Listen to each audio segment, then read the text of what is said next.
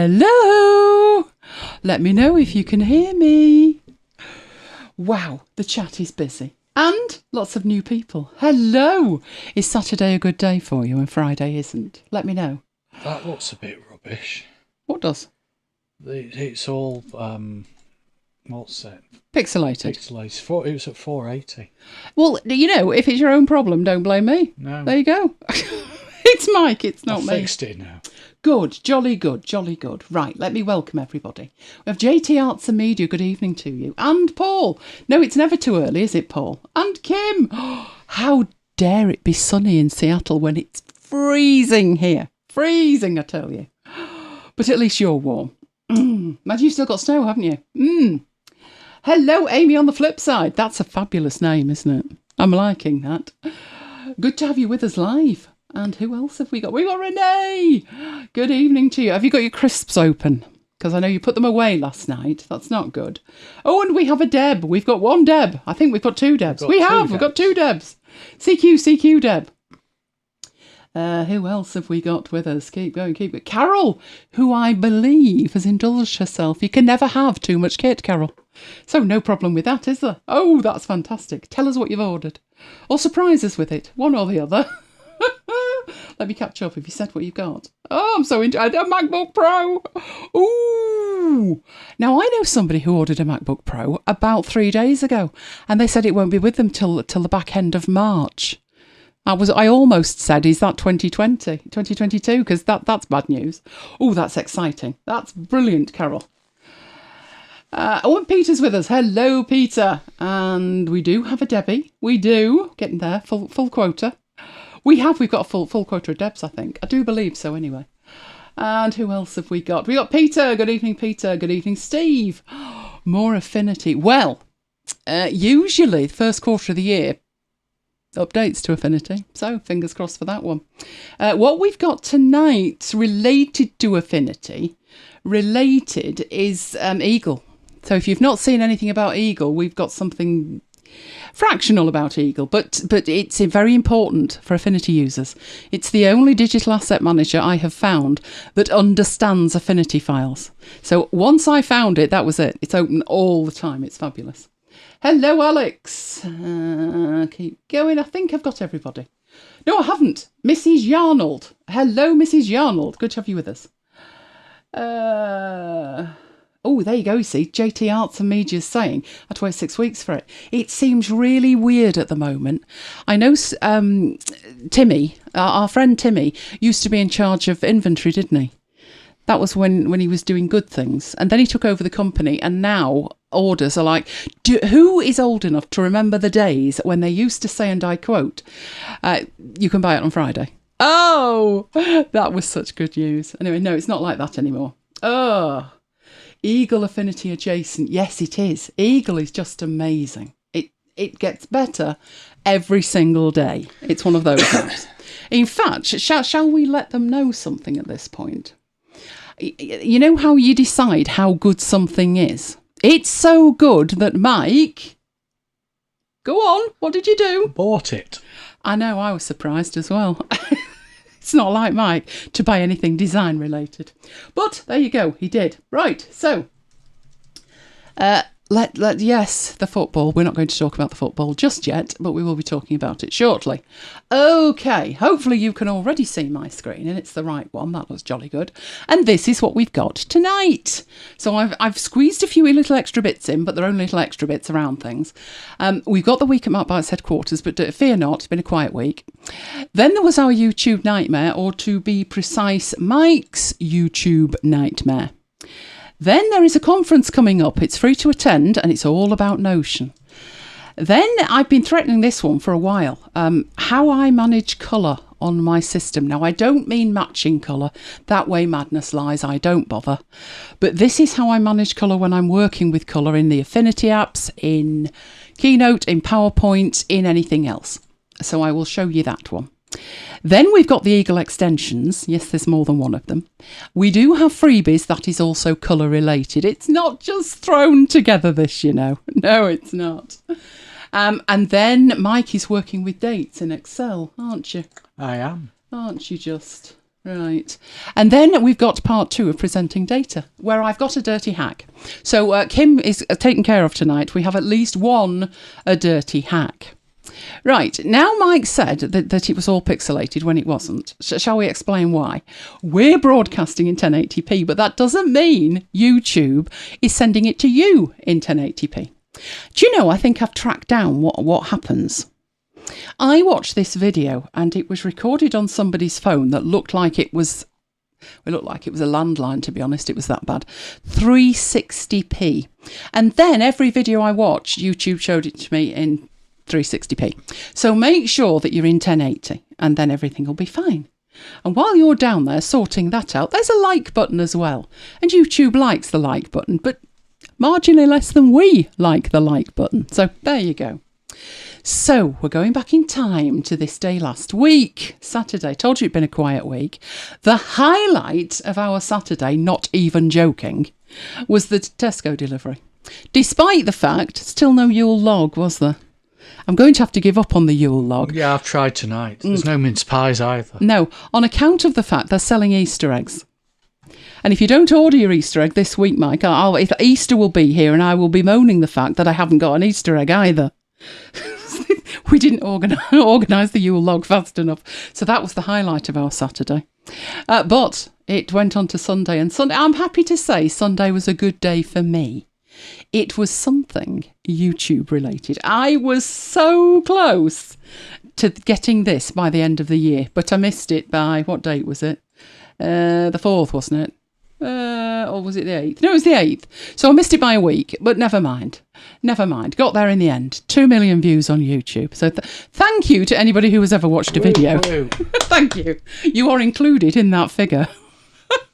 Right, which took us on to Monday. Now, if I was bad, having missed it by a week, Mike had to go back to work. So you weren't happy at all, were you? No, grumpy boy. But never fear, he had the FA Cup to cheer him up. But you were still fairly grumpy, weren't you? I was grumpy as well when I looked at that. I thought, where's the stats gone? They actually had a little pitch. Don't mention the FA Cup to Paul Murphy. I won't mention the FA Cup at all. No, I'm mentioning it to you. United staggered, and I do mean staggered, to a 1-0 win. But all my stats had disappeared and turned into a little chart, which is interesting, isn't it? Nice little chart. Why are there players like 1, 2, 3, 5, and ours are like 21 and 18 and 39? But never mind. At least they won. Which took us to Tuesday when I had a rare old giggle. I want you to let me know in the chat. Would you buy one of these? Silly season, January, not much going on. Oh, I know. Let's talk about folding iPhones. I wondered as well. The iPhone Fold, the iPhone Flippy McFold face. I can see them going for these, but these were the renders of what it could look like. And I was just like, no, please don't. I mean, that one that looks like the Motorola Flip in the top left, just no. On all levels, no. But even the other one where it folds out flat and basically becomes like an iPad mini. Look at the thickness of that on the right. No! And can you imagine trying to get it into a case? Does anybody want a flip iPhone? Let me know in the chat. I have no desire for this. Having said that, I had no desire for an Apple Watch till I got one, did I? That's true. I had taken up fitness in the meanwhile, though, so that was why. But that was my rare old giggle on Tuesday. Just no, on all levels. Renee doesn't want one. Steve doesn't want one. Oh, it's not good, no. Anyway, by Wednesday, I knew I was going to be busy because I'd booked myself onto a 3-day conference. It was scheduled for 4 p.m. UK time to 9 p.m. UK time, so 5 hours. I could probably hold out for 5 hours with no food. But they didn't tell us what time any breaks were, nor lunch either. And when it came to it, they'd made a mistake with the time. So it was 4 p.m. to 1 a.m. the following morning. Yeah, with no idea when lunchtime was. So that was grand. I was square-eyed by the evening. And on Thursday, I had the whole thing to do over again. So literally it was 4 o'clock to wait for 9 hours. Just sat there taking notes. And then Friday came and I was thinking, should be an after hours. And yeah, that would have given me a break. But no, I was still there at my video conference for another 9 hours with no break. I was saying to you, wasn't I? Mike was like, when's the break? I said, I don't know. He said, why aren't they telling when the break is? I don't know. And then she'd come on and I'd be like, I think she's doing a break. I think we're going to a break. But then it was only 25 minutes. So then it was like catch the pigeon trying to get to the kitchen to make something, wasn't it? Oh, it was great fun, that. And then to top it off, when it was 1 o'clock in the morning last night and I was freezing, it was -3. But apart from that, I struggled through the week. I did. Which we don't usually have a Saturday, but today is Saturday. And United had such fun playing Aston Villa in the FA Cup. They played them again. Well, shall we just say United turned up for the first half? It didn't end well. They were 2-0 up with 13 minutes to go and managed to stuff it up. So, you're not happy, are you? No, but I'm sure Paul is. He's grumpy. He's grumpy again. Mind you, it looked fairly even, actually, didn't it? Anyway, it wasn't good. Anyway, there was something worse than that, which was the YouTube nightmare. So are you ready, Mike? So I'm going to hand over to you for this. It's not my YouTube nightmare. I'm in a rather good mood with YouTube, obviously. No, it's Mike's YouTube nightmare. So I'm going to hand over to him.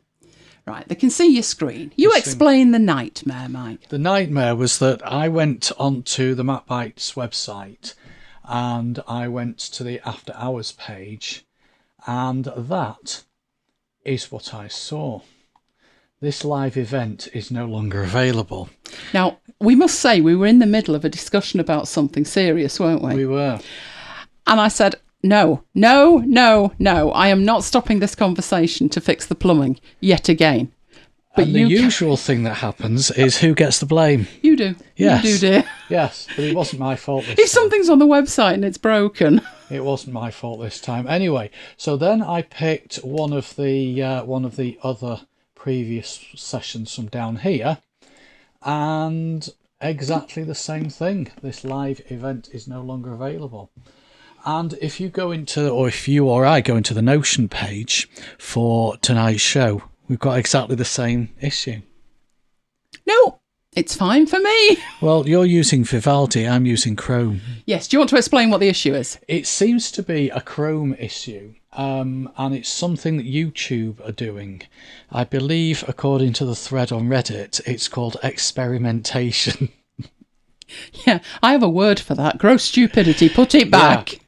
So we thought if anyone here uses Chrome, just go to macbites.co.uk, click on After Hours, and just see if you can see the actual poster frame from last week's show, or if you get this live event is no longer available. But trust me, every video is available. So it's exactly where it was. Yeah, if I hit refresh, then yeah, it's still broken. But it's not us, it's not me, it's YouTube. You know, like when they say it's not me, it's you. It's them. It's them. It's them. It's them. Trust me on this, it's them. Right, so if you're using Chrome, and if you are one of the Google accounts that they have earmarked for testing, you will not be seeing our videos. It is nothing to do with us. It is any live stream video after the stream has finished. I don't know what they could be testing with that. It makes no sense. But basically, it breaks every site on the internet if you are one of the accounts that they have picked for testing. Mike is one of the accounts they've picked for testing. Me? No, they haven't. So mine's working, but Mike's isn't. So just to give you a heads up on that, in case you're looking for a video and thinking what's gone wrong. Fear not, because if you look underneath the video that Mike's got there, there is a link and there's some text in blue and some text in red. And if you click on the red, it will take you through to YouTube, and there the video is. So they're lying. Okay, it's just a thing that they're doing. Right, fair enough. We will come back over here now. So it's not you, it's not us, it's them. Right, let's move on to Notion, who have their second block by block conference. Let me know in the chat if you went to the first one, which I have no idea when it was. possibly as long as 9-10 months ago. If you went... Well, actually, no, let's do it the other way. If you missed the first one, don't worry. It was very much a dry run. You missed that, didn't you? Were you working? It got started and it was very slow and very pixelated. And then it was as if the reel broke and it went back to the beginning and started again. At which point we all knew it wasn't live. I have no idea whether this one will be any better. But it is running in, it's March the 2nd, which is a Wednesday. And it's running in multiple streams. So if you are a team player, you're looking after a team in Notion, there's a stream for that. And if you're working on personal spaces, there's a stream for that as well. If you register, then you get the videos afterwards as well. So something to think about if you're interested in Notion. If you're going, and we don't have any times on this yet, the last one was timed for Europe. I don't know about the times for this one. There is a link, which Mike will put in. So I don't know about the times, but I will be there. And if they don't provide us with a chat, shall we just have our own little chat going on? That would work, wouldn't it? That'd be cool. I don't suppose you can get any more time off work, can you? Me, no. No. We've used all Mike's holiday. But I'll be there, and if you'll be there, then let me know and we can have a rare old chat. Oh, have you ever had one of those issues where Google logs me out? Not satisfied with logging me out. It's given me a code in the Google Authenticator, which means I've got to go and get that before I can do anything Kim's else. already registered for it. Yay! Google Authenticator, let me in. Oh, crying out loud. Why does it log me out as soon as I try to do anything? If I want to look at Teams, my work Teams on my personal iPhone, not that I particularly do, but if I do, I now have to get a code from Microsoft Authenticator. Well, what I don't understand with this is I've told it to do me, what do they call it? A device ping. And it's not device pinging me. Oh. It's Authenticator pinging me, which is annoying because then I've got to go and find the Authenticator and you know, how do I know where it is? I've no idea where it is. Anyway, I've done the deed, so sooner or later it's going to let me in, isn't it? And then I'll be able to see what I'm up to. I just had to get a code from Tesco. No, I'm not quite that bad. Don't tell me they need codes as well. They needed a code to authenticate who I was so I could redeem some Tesco points tonight. Sometimes there are no words. Like anybody else is going to redeem Mike's Tesco points. I got £6 off the order. Well, that's not bad, is it? That should pay for my ice cream. Right, okay. Oh, for crying out loud. I'm having no luck here with my notes, but never mind. I'll open them some other way. Right, we're going to look at ColorSnapper. ColorSnapper is an independent app, so it's not inside Affinity or Adobe Photoshop or anything else. It's a standalone app, but it works with them all. Now, there's a bit of a history to it. The app itself is a colour picker. Now, I know we have the Mac OS 10 Mac OS colour picker, but this one gives you... It hooks up with that, it integrates with it, but it gives you extra features. So it's an app that allows you to collect, adjust, organise and export colours based on any pixel on the screen. You pick up the colour from the screen. You activate it with a system-wide hotkey and it shows you a magnifying glass. And this magnifying glass can be zoomed in so you can see more pixels. And it supports multiple monitors, which is incredibly important to me. And then the value of the colour that you have clicked, the pixel that you have clicked, is transferred to the clipboard in a format of your choice.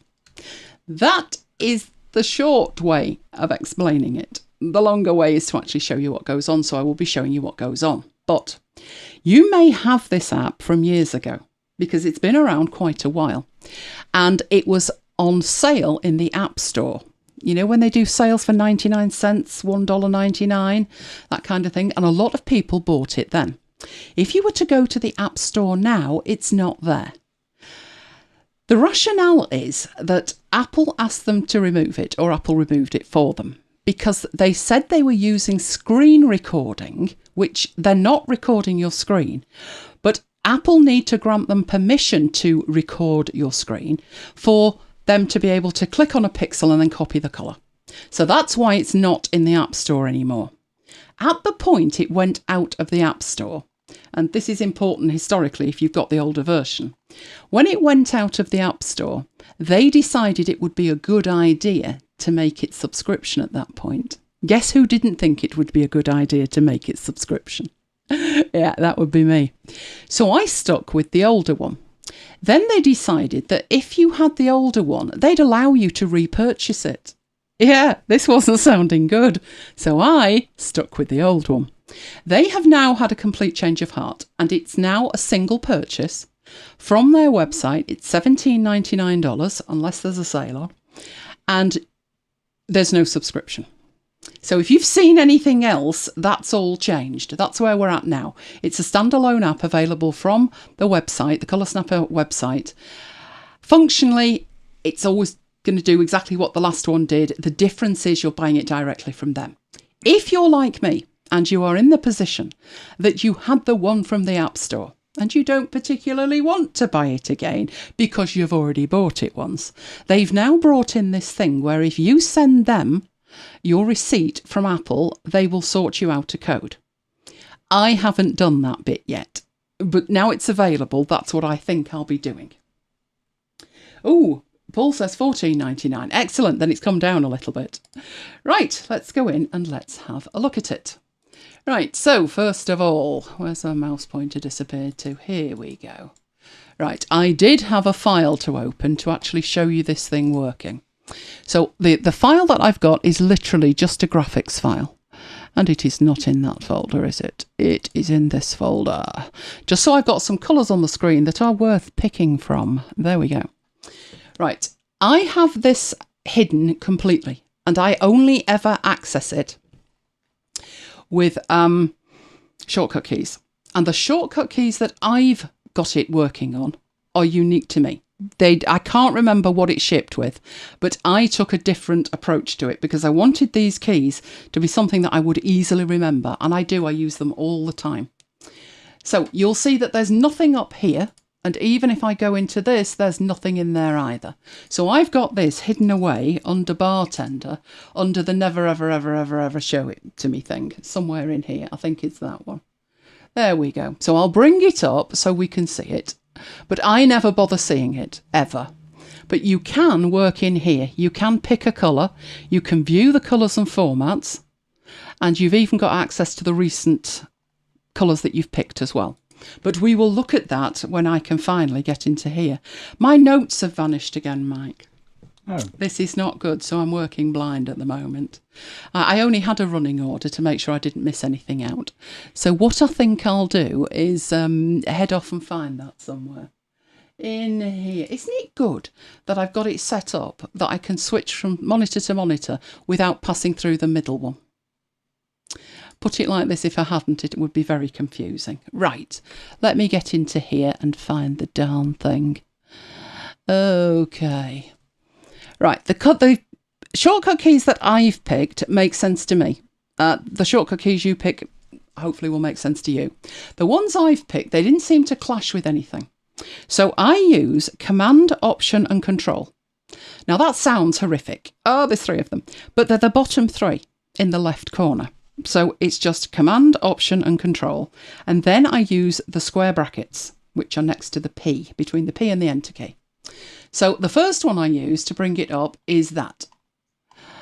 So that's my shortcut key. And as I hover over this, I get my loop there and it's showing me a number underneath. And the number is the hex value of the pixel that I'm hovered over. Now, it says generic hex above it. That is just telling me what format that number is. Because you can copy this in one of a number of formats. Usually generic hex is right for me. So I use generic hex most of the time. But this is going to hover all over the screen, moving along with it until I decide I've got the right colour, like a deep purple, like that, and I just click. And at that point, you'll see a little message just underneath the icon. If that icon isn't showing, that message is over here, just up there. It just appears in that corner there. And that is telling you that, right, I've got it. At which point I can go into any application that takes a hex value and paste that number in there. So if we go into Sublime, just a text editor, and I just paste, there it is. So that is what it actually copied. So let's get that out of the way. Right, it's up, I can see it. Marvellous. Right, there is a high precision mode, because if we look at that again, so I'm using the shortcut key, I can sort of hover, but if I'm down here and I'm trying to get a particular red, it's a bit trickier to do that. There's two ways to turn what we're looking at into high precision mode.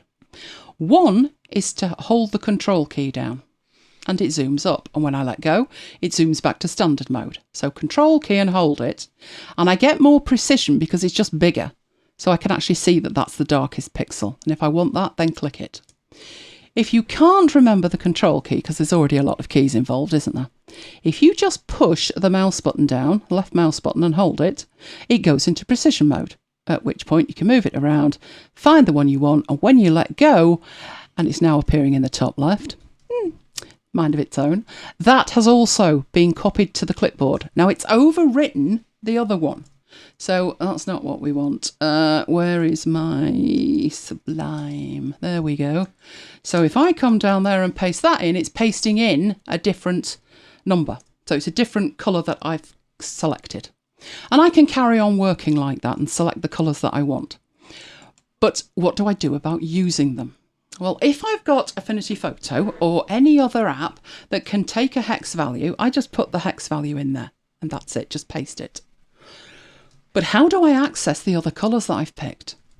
And that is where the other shortcut key comes in, which is the same three keys in the bottom left, Command, Option and Control.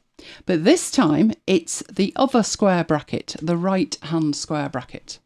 And that brings me up the interface to ColorSnapper 2. And what we're looking at is, let's get rid of this so we can get that out of the way, bring that back. Right, what we're looking at, that's the interface to it. I would suggest before you head into here, you look at the preferences so you can set your shortcut keys. But while we're here, we will have a look at this.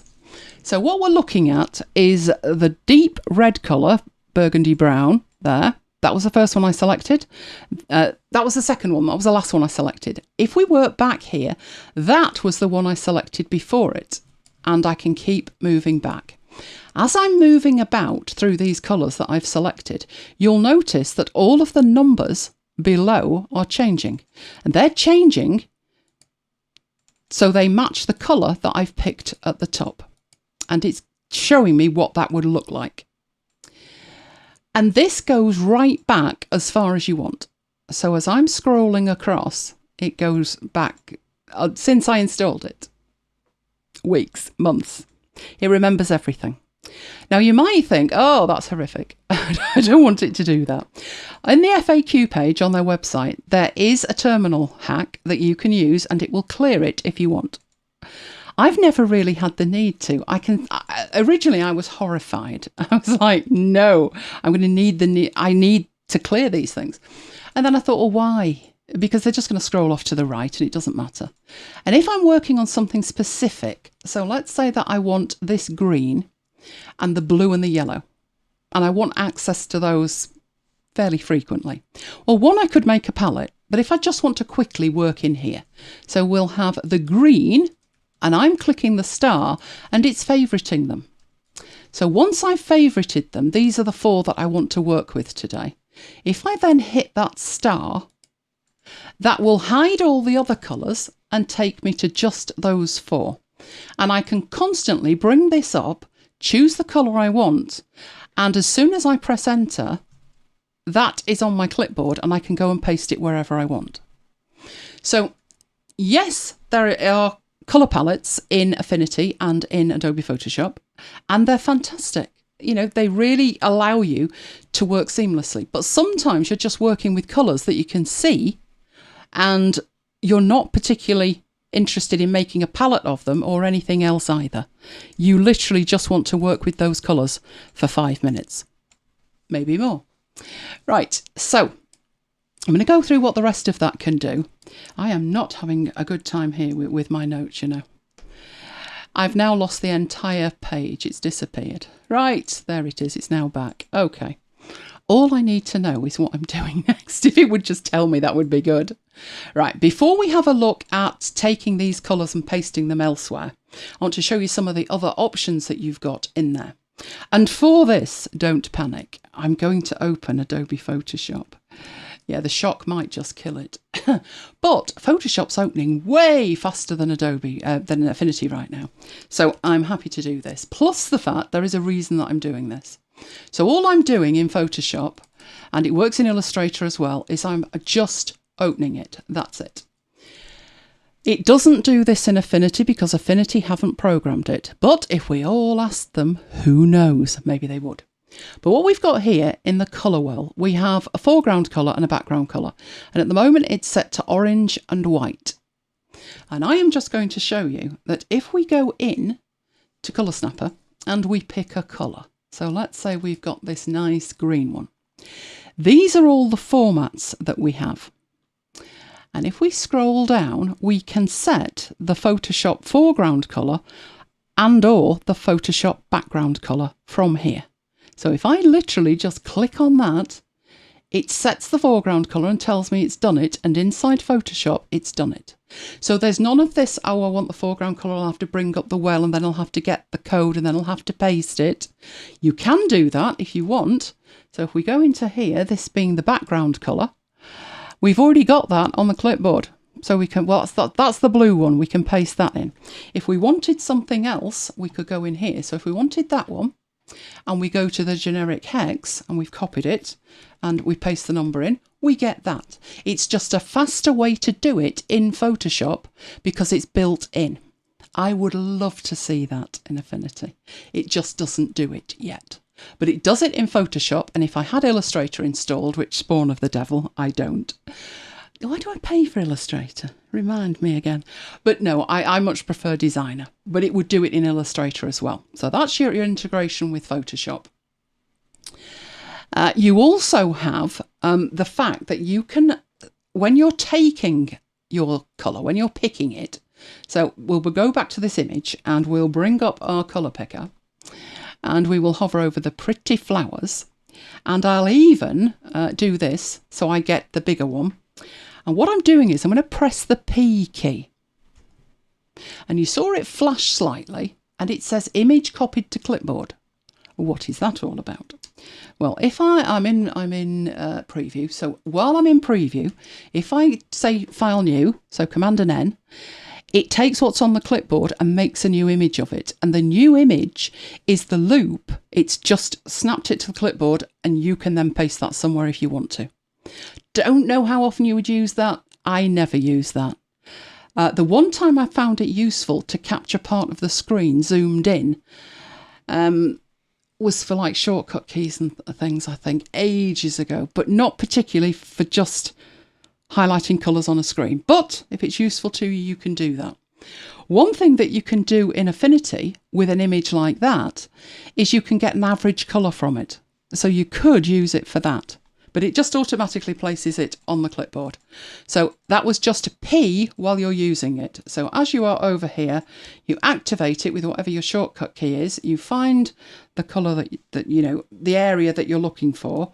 You can make it bigger if you want. Just tap the P key and it copies it to the clipboard. And then when we Command an N, it gives us a new image from whatever was on the clipboard. Right, now let's have a look at the other options when we were inside it. So I'm going to hide those and bring ColorSnapper up again. There are many of these apps that are all very, very similar. I've just stuck with this one. It's been around a long time. Mine is actually out of date because mine is still from the App Store. So it's really out of date. I'm actually surprised it's still working on Big Sur Biggles, but it is. So I'm going to leave it alone. Right, these at the top are the colour chips for the colours that you have selected. So these are the ones that I've selected. We've seen that we can mark some as favourites and then filter for just the favourites, or you can have the full history. So that toggles you between your favourites and your full history. This button here, if you click that, it takes you back to the loop and you can make a selection. But it doesn't come back automatically. You've got to bring it back yourself with the shortcut key. Then you've got this filter option here. When you go into there, we know that there is something to do with Photoshop. So if I start typing photo, it filters that list and just shows me the relevant ones. So if I was interested in hex codes, I can see that I can copy a generic hex code with no hash sign at the front, or I can copy a CSS hex code which does have the hash at the front. So I can take either of those.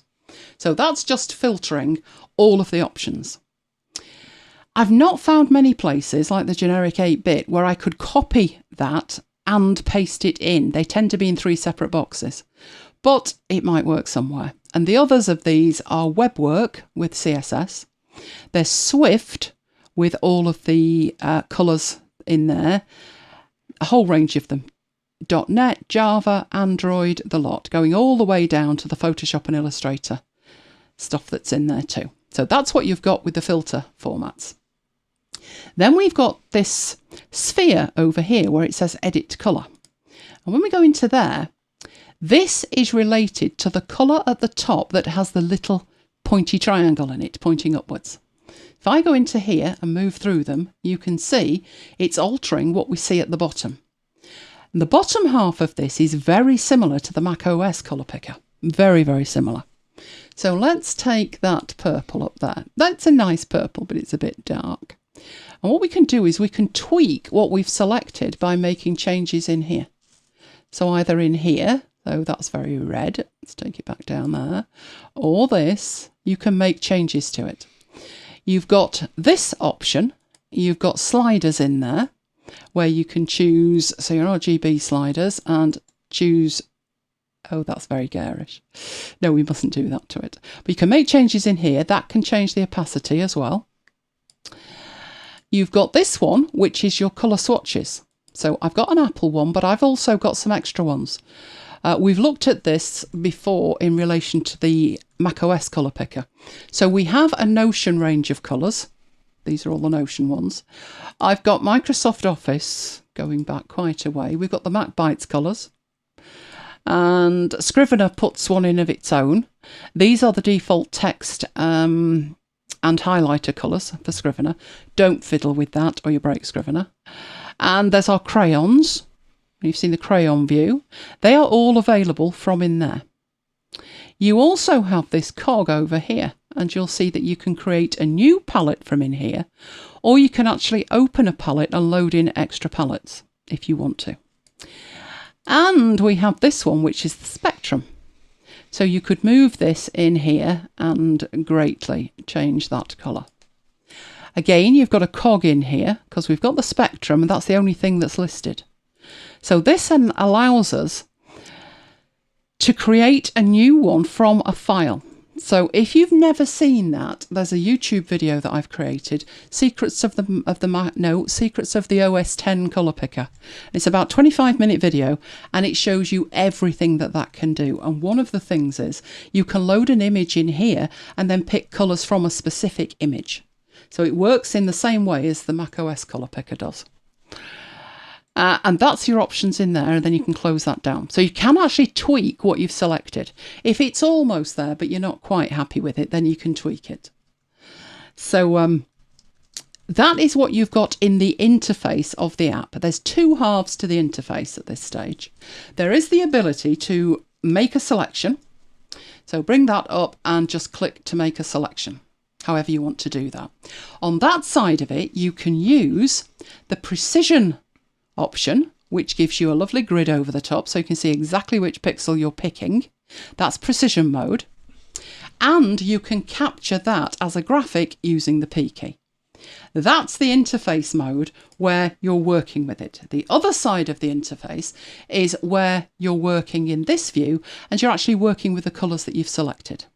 But in addition to that, you've got preferences. So I brought this up so we can easily get to the preferences. Right, in the general preferences, I have mine set to Control, Option, Command, and the left square bracket.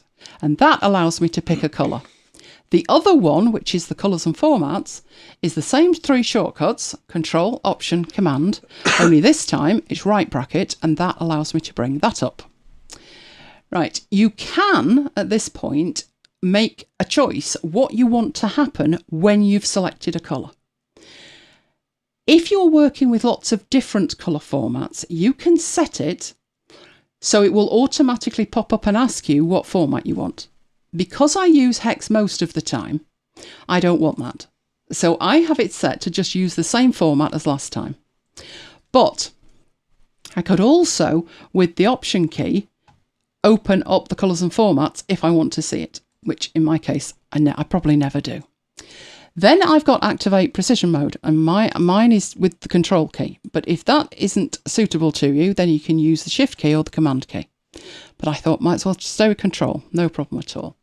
I do have this Start on System set up because it's so integrated to how I work in terms of I don't see the interface.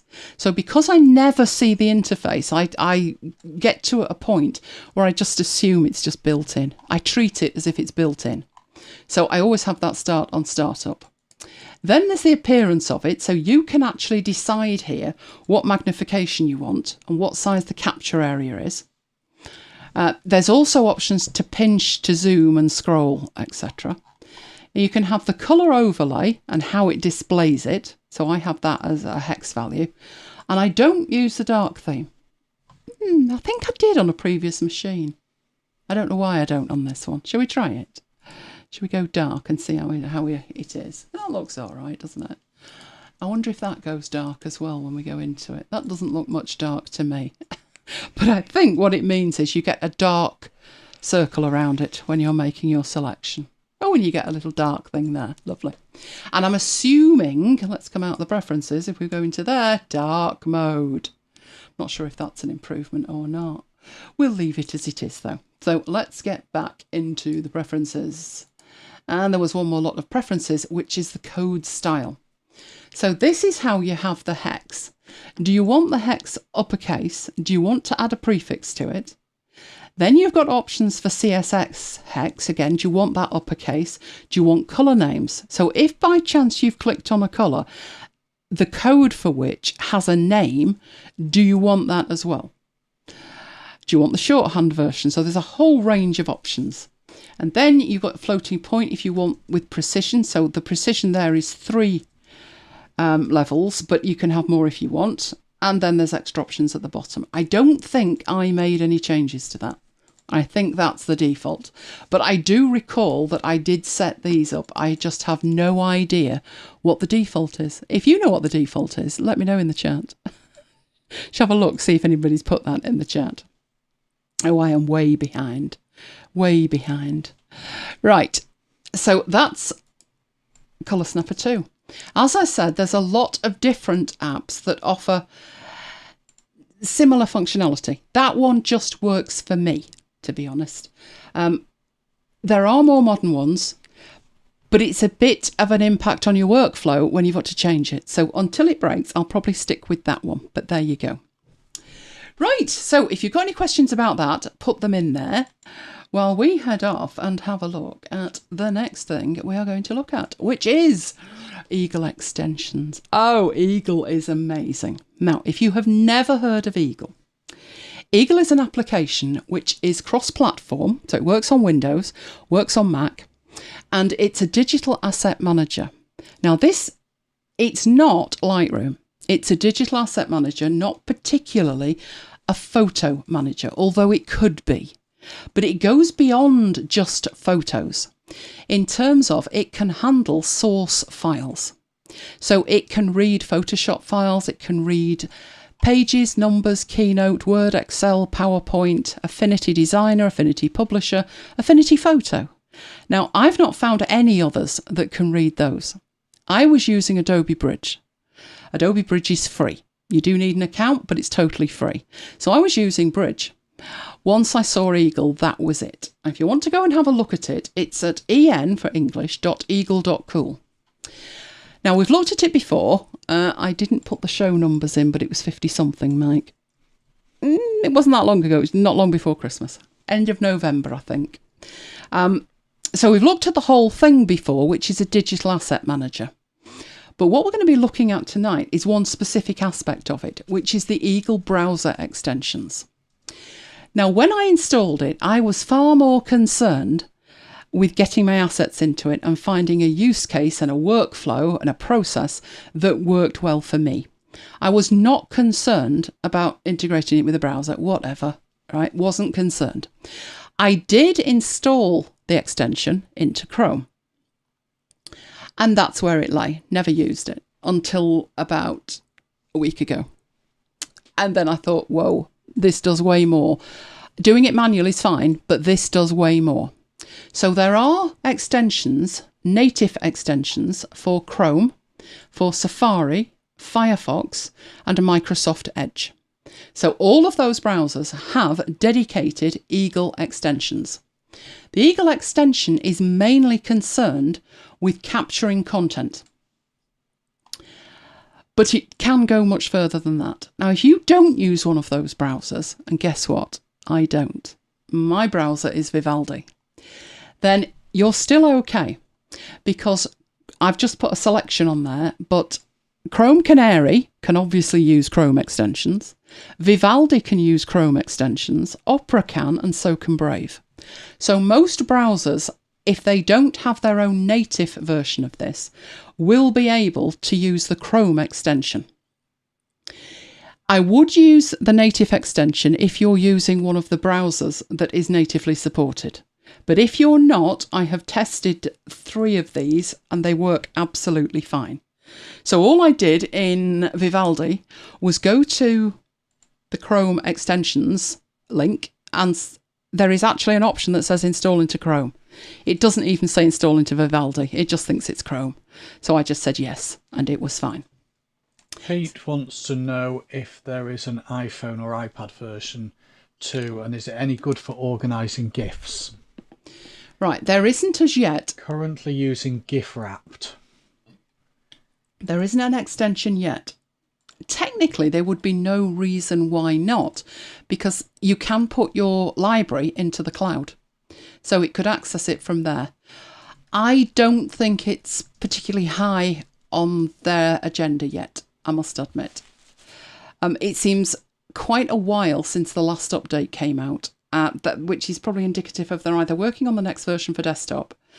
I just don't see it as being a priority for them, because the majority of people who would find this the most benefit are probably working on the desktop. I know people now go iOS only and the rest of it, but I don't think you would need this app if you were organising half a dozen files. The more you put in it, the more you will use it, because you've got more files to search through. So no, not at the moment, but I don't think there is much. I'm trying to think of any. No, I don't think there's that many organising images like that on iOS available at all. It's mainly a desktop thing. Right, so if you've got a native one, use the native one. If you're using another browser, then use the Chrome one. I have not found any problems. So let's go off and have a look at that. Right, and GIFs. It will take GIFs, yes. I'm not sure if they'll play, because I haven't tried that. You never know. We'll find out. Right, let me get a new window, because I had to close the last one that I had. Had it all organised, and then they've done naughty things with me and it's disappeared. So let's bring this on. Yes, go away. I know. Done all my backups like a good little person. Right, let's get to my website and have some fun with the extension. Right. I still need my notes, Mike. This is driving me insane. Oh, it's updated. Woohoo! Right, and do you know what? It's now gone back to the old thing that I was on before, so I've already delivered something with no running order. Now I need to go back to the other one. Carol wants to know how to move the Eagle directory over to her new Mac. Is it just that library file? There is a library, so let me show you. If you've never seen Eagle, let me show you Eagle before we go any further. That's Eagle. So what we're looking at is my work in progress folder. I have a database and it's called work in progress. And this was what I started with. And this is everything, every image that I've touched for presentations or delivery in the last 6 to 7 weeks. So 668 of them. And what it's enabled me to do is organise stuff. What we're looking at the moment is those images that you saw at the beginning of the show in the week at MacBites headquarters. So we're looking on the left-hand side at the all folder. We're not looking at any categorisation or tags or anything. But what it enables me to do is have tags for images for this particular show. I've also got in here previous shows. So all the images that I've used for previous shows. So when I'm looking for something, I can actually find it instead of hunting through hundreds of folders. I've got all the stuff that was used in the Advent thing. I've got a demo folder for today, and I've got other folders for things that I've dragged in here. But this is my top level database. I also have other top level databases. So I have a database for my mock-ups, all the mock-ups that I use, and there's hundreds of those. All kinds of mock-ups in here. Lots of them. There's Renee's headphones. Loads of them. So all of my mock-ups are together so I can find them. The other file that I have, the other database I have is MacBites.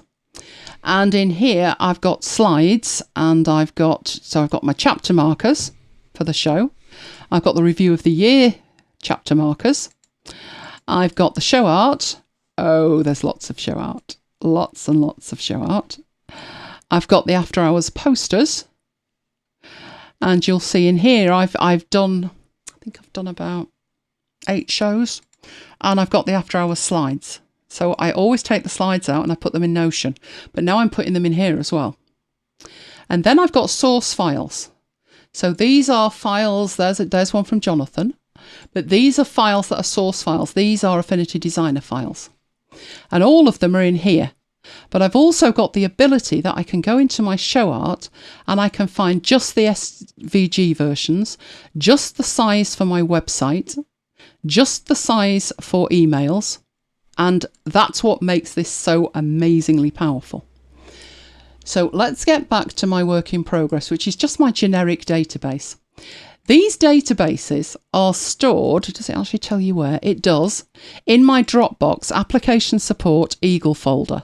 So if you move to a new computer like Carol's going to, all you will need to do is install Eagle on the new machine and load this library in. Just go to it wherever you've stored it, hopefully somewhere on the cloud, and double click it to open it and it will open it. Or you can say create a library and then pull it in from there. But all you need to know is where the library actually is, and you can just open it from there. You can clear this history if you want, which I don't because I just work with these 3 libraries at the moment. It's as simple as that. It's really not tricky at all. Just open up the library and you're good to go. So in here in library, you've got pretty much the same options as you've got available from down there.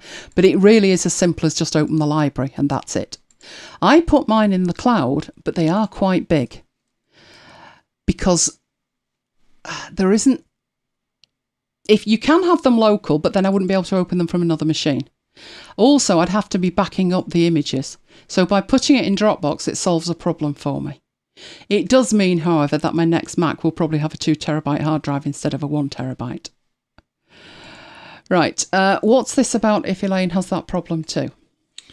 That was something to do with a file type previewing in EPS has no EPS.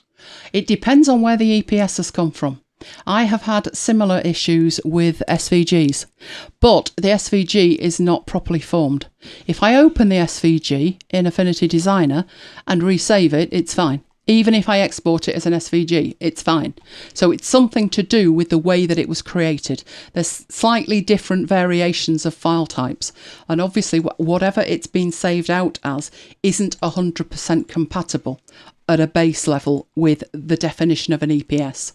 So try opening the EPS, saving it out as an EPS and see if the saved out one works. If it does, then there's just something not quite right with that original file. What that looks like with an SVG for me is I've got the image in like the lower left corner and a huge white space. And when I open the file, that's not there. So it's just not formed correctly. Oh, let me have a look here. Mrs. Yarnold has got Adobe Bridge after watching the video. Oh, good.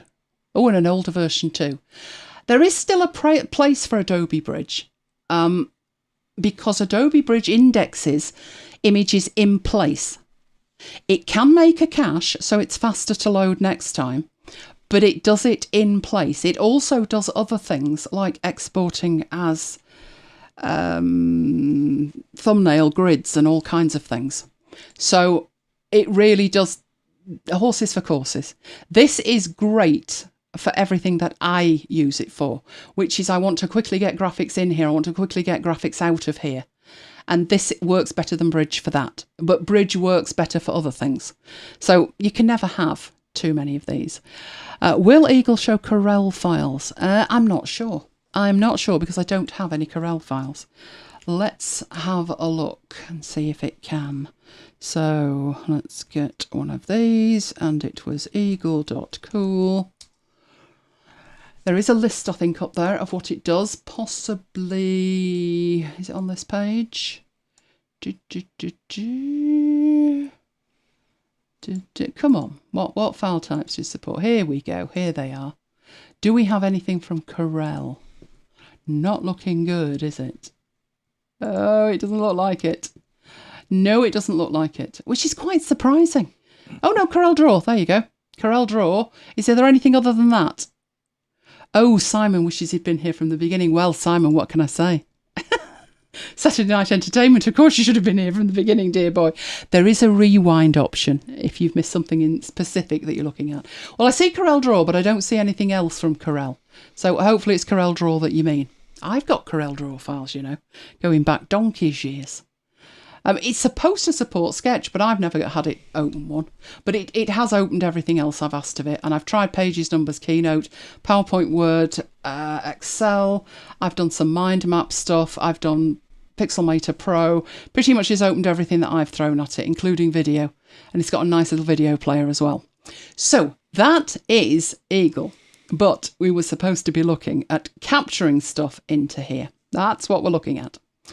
So that's Eagle itself. You do have to have, for the next bit to work, you do have to have that open.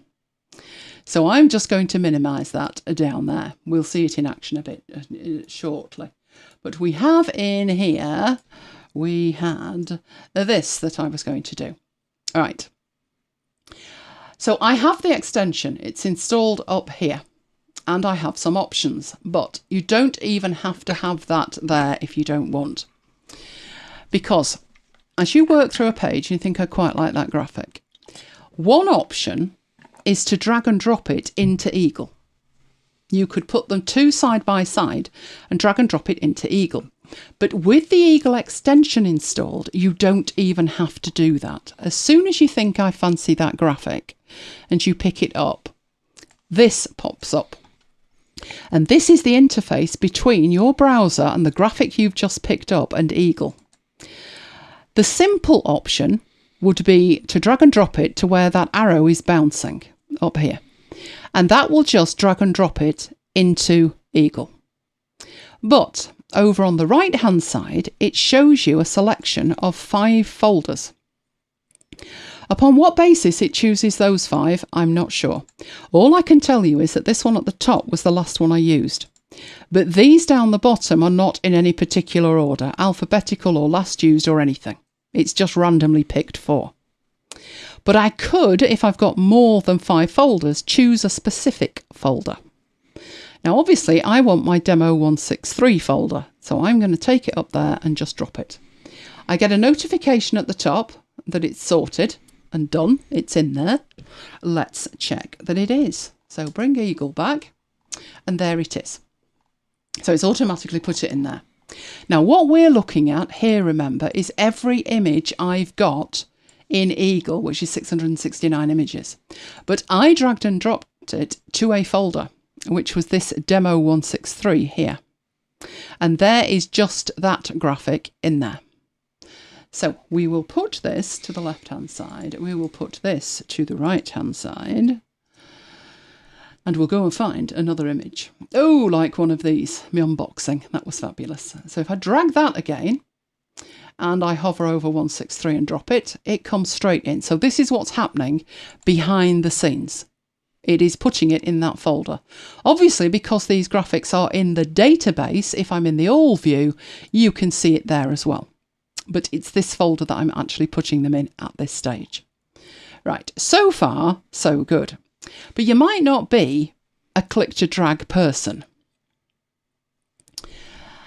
You might be an I'd rather right click person. So if I right click on here, I've got other extensions installed, but I also have my save image to Eagle option. So if I do that, it will save it to Eagle. But it didn't give me the option to say which folder to put it in. So I'd have to go back to my all at the top, and there is my image. If I want it in that folder, I'm going to have to drag and drop it into that folder after the capture. Amy, I don't believe they do an affiliate link. Mike, have a look for me. If they have, I haven't got one yet. If they have, I'm going to get one because it's that good. But I don't have one at the moment. I don't believe that they do one. But hold on and watch the demo. You never know, you might change your mind yet, but I don't think you will. I couldn't work without this, and I've only been using it less than 2 months. I use it literally 1,000,000 times a day. So the right click is okay if you are a right click person. That is one way to do it. There is also another way, yet another way. So let's look at 2 more graphics here. You could do an option, so hold the option key down, and a right click. And just doing that, nothing seemed to happen. There was a slight flash of the screen, right? But it added it. So option, right click. So it's a very quick way to go around a grid of images like this and be thinking, yeah. Without anything popping up, without having to right click and click a menu, literally just hold down that key and right click and it will come into here. Again, these are not going to be in this demo folder, because for that, you do need to pick it up. So come over here and actually drop it in that folder to work. If I try that, it'll do it, but also look what it'll do. It'll say, hang on a minute, you've already got this.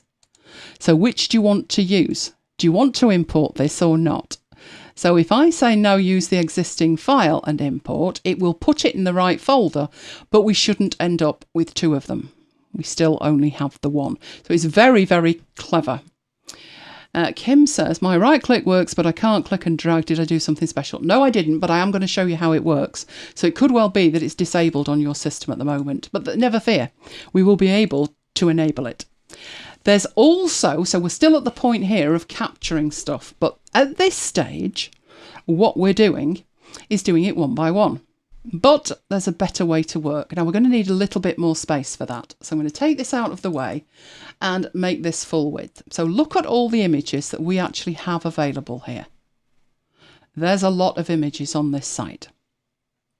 So one option would be to go up to the Eagle extension, and the first option, well, we're going to come back to save URL, but we have a batch save option. In fact, you know what? We're going to start at the top. Let's start at the top. We can save the URL into Eagle. And what that has done, so top option, it saved that in there, but it's a URL. So it gives you a preview, but it is not a graphic per se. It's a link out to the website. So that's the first option. The second option is the sexiest option, which is batch save. So when I click this, it starts loading up. That's interesting. That looks broken.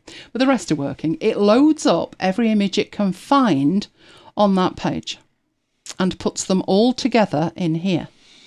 Now, some of these, obviously, I've already imported, but I can click on here and choose the ones that I want to take in. So the ones with the blue borders, I'm about to import. So I definitely haven't got that one. And I can choose the width, I can filter down here, and I can choose the folder that they're going to. So I can put them in multiple folders, like this one here. It's the same folder. It's the same folder. And then I can click import and it will import the lot. I've got one that I've already got, but there are the images. So the ones that I already had and the new ones that it's brought in through the batch process. Right, so that's the batch process. The other options in here, so let's put this down, is to capture an area. Now, there was a lot of questions the last time we looked at this in relation to, well, when should I use this and when should I use Snagit? Because if you want to capture an area, it's a screenshot that it's talking about. So you might want to capture something like this big bit here. So if I say capture an area, I've now got crosshairs to actually draw around that. I've even got a lovely grid to indicate that that's where I want the bit I want to save. I can tweak it and get it just right and then hit save. And that will then appear in Eagle. There it is. So if I open up that, there it is. So it's a screenshot, and you probably have a million other ways to take a screenshot. Why would you do it this way?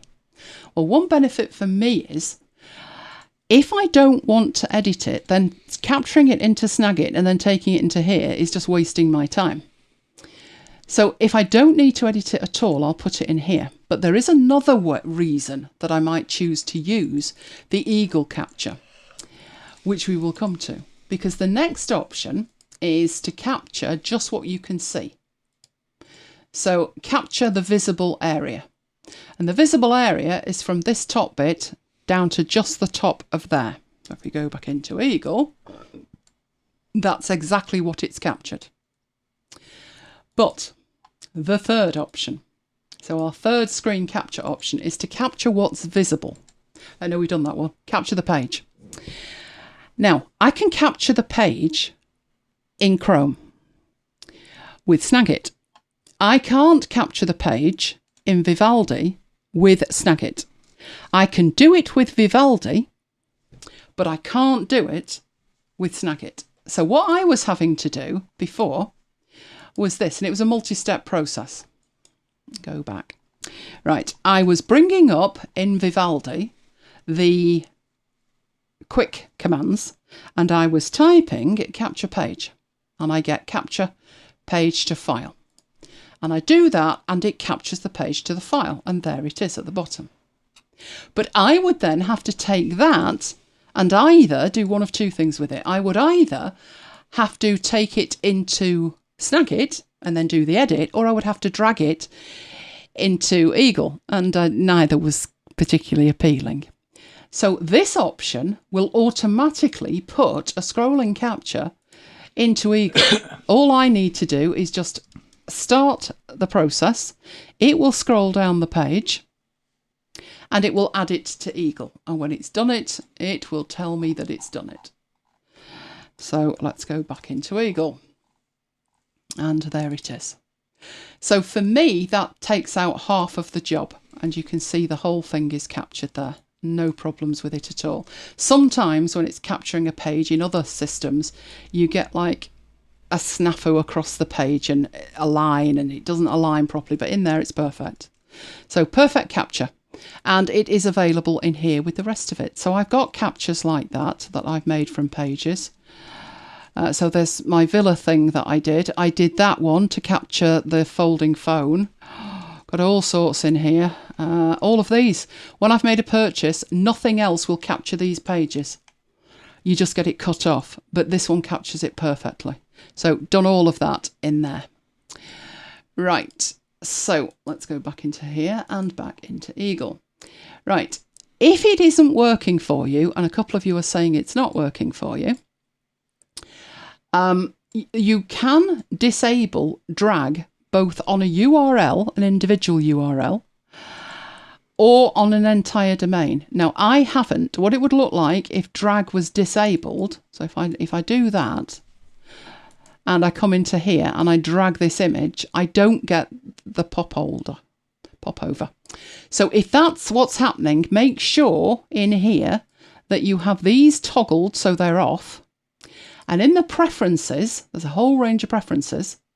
Make sure that you've got it set the way that I've got it set, which is the drag behaviour. You can have it where whichever way you drag the mouse is where the pop-up occur. Or you can have it where it's at the bottom. So if I toggle that to the bottom and I do this, it's going to come up at the bottom. Now that has the benefit of it always being in the same place. So irrespective of where the graphic is, I know to start dragging downwards because I've got this place at the bottom. But notice, I only have drag and drop. If I drop, great, it's going to start complaining because I've already got that one. But I can't say with this one, so when I drag, come on, pick up my graphic, I can't choose a folder at all. So down at the bottom is quite nice, but no t-shirt. So I don't like it down the bottom. But the third option is to totally disable it. Okay. So if you don't want it, you can disable it entirely. Obviously I do want it and I quite like the mouse direction one. When you're taking your screenshots, you get to decide whether you have it in PNG or JPEG. And when you're using the collect settings, you can have it prompt you where to save those if you want. You've also got options with the screenshot settings. So by default, because I've not changed any of these, it will use Retina display resolution, which is twice the size, which suits me nicely. But if you need smaller file sizes, then you could take the tick out of that and you can decide if there is a scroll delay to take the screen cap. Again, I've just left that because it works. So it's not broken, I'm leaving it. There are all the shortcuts that you've seen available from the menu. This is where you define them. I found that they do work. It has to be the active window, and I've not found anything that clashes yet. But sometimes in a browser particularly, you may have other things that clash with it. But it's so far so good for mine. So I'm now actually using that. I've totally changed the workflow for taking screen captures, particularly those that don't need an edit. If it does need an edit, I would still use that because for me, I can't do a scrolling capture in Vivaldi. If Chrome was my browser, I wouldn't have a problem, but it's not because that's broken 7 ways from Sunday, isn't it, Mike? Mm. What good would it do me if I can't see anything on YouTube? So I choose to use Vivaldi, and that means I have to have another way of doing the scrolling screen caps. I have 2 ways of doing that. One is the Vivaldi quick option, and the second, which is even faster, is Eagle, because when I go to Eagle, everything's already collated for me to stop to start working on everything that I need to do. So I open up PowerPoint on one screen, I open up Eagle on the other, and just start working. I don't have to collect anything together and collate stuff from a million different places. Now, that is what you've got with the extension. But if you remember, there was a couple of extra options, and this came up in a small piece that we did because Renee asked about it, which is what are the other ways that you can get images, content, into Eagle. So the ones that I've shown you here are particularly the browser extension. That is one way to do it. But there are other ways to do it.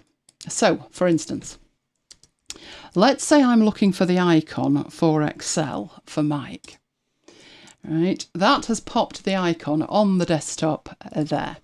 And let's say I would also like the icon for Designer. And you can see I've got the beta one installed as well. Should we have that while we're at it? Right, there we go. So I've got these 3 images and I'd like to quickly get them into Eagle. Now Eagle is open, but it's not actually there in front of me at the moment. But I have taken the time to set up Drop Zone. And my first option is Eagle. And that's it, they're done, they're in there. So this is an app called Drop Zone. I think the latest is Drop Zone 4. And it's the black hole. That's what Drops for Mike is for. These are locations, so my downloads folder, my MacBites inbox, my archive, the black hole for Mike, and Eagle work in progress database. And I can drag and drop anything to any of those 5 icons and boom, it disappears. Okay? So that is an extra app. That is not built in. If what you want is something built in, so let's do some, no, we don't want any of that, disappear. Right, icon. Oh, let's do Mars Edit because it's there. And what else have we got? Pop clips, cool. And Parallels Toolbox. Any old icons at all, that'll do nicely. If you don't have Drop Zone, which I do, Renee now wants Drop Zone. Drop Zone's fabulous. It is. One thing with Drop Zone, other things that I use it for are these things at the bottom. If I want to quickly zip something, I drag and drop the files onto it. If I want to download something from YouTube, I can do that, but don't do that because that's naughty. And there's this one that will speak text to me. So Siri will read something to me if I drag and drop the text on there. It's so cool. It really is. But if you haven't got that, but you've got a Finder window. So what do I have here? I've got lots of different Finder windows. Let's bring one on over here and stick it in the middle. Right, this is my Dropbox, and this is all my other drives. But I want to drag and drop these into Eagle. Over there, I've got a folder that says WIP. I'll just show you that in that folder, there's nothing there. There's no magic beans. But if I drag and drop these in there, it automatically imports them. So that's another way to do it where you don't need something like Drop Zone. So if we go back into Eagle, all those icons should be there waiting for us. There they are, all of them. So that's just a couple more ways of doing it. Once you're inside Eagle, you've got a couple of ways of organising it. You could leave everything in the all bucket at the top, or you could actually create a folder. So I could go and create a folder and I could call it icons or icon and grab these icons and put that in there. Or they don't move from here because this is the all view. But if I go to the icons, I've got the 6 icons. Kim said, is Eagle an option for Drop Zone or did you have to add it? I added it, but it was really simple. It's just a folder. So all that Drop Zone is doing here, can I edit this and show you? Yep, I can. All I'm doing is saying move a file to that folder. And that folder is my Dropbox, application support, Eagle, blah, blah, blah, auto import, WIP. It's just a location. It's not anything special. It's just putting it in a folder. So what it's doing is Drop Zone is acting as an interface to that folder in my file system. But it means I don't even have to have the Finder open. So it's a nicety on top of it, but sometimes it's quicker for me. So nothing special at all. Right, so folders you're pretty familiar with. Smart folders are another way to work, which is how come I've got my after hours up here. So you can create a folder and then you can put smart folders inside the folder because this was getting unwieldy. So I've used this for 7 shows now. So I've been using it 7 weeks. Wouldn't want to live without it, let's put it like that.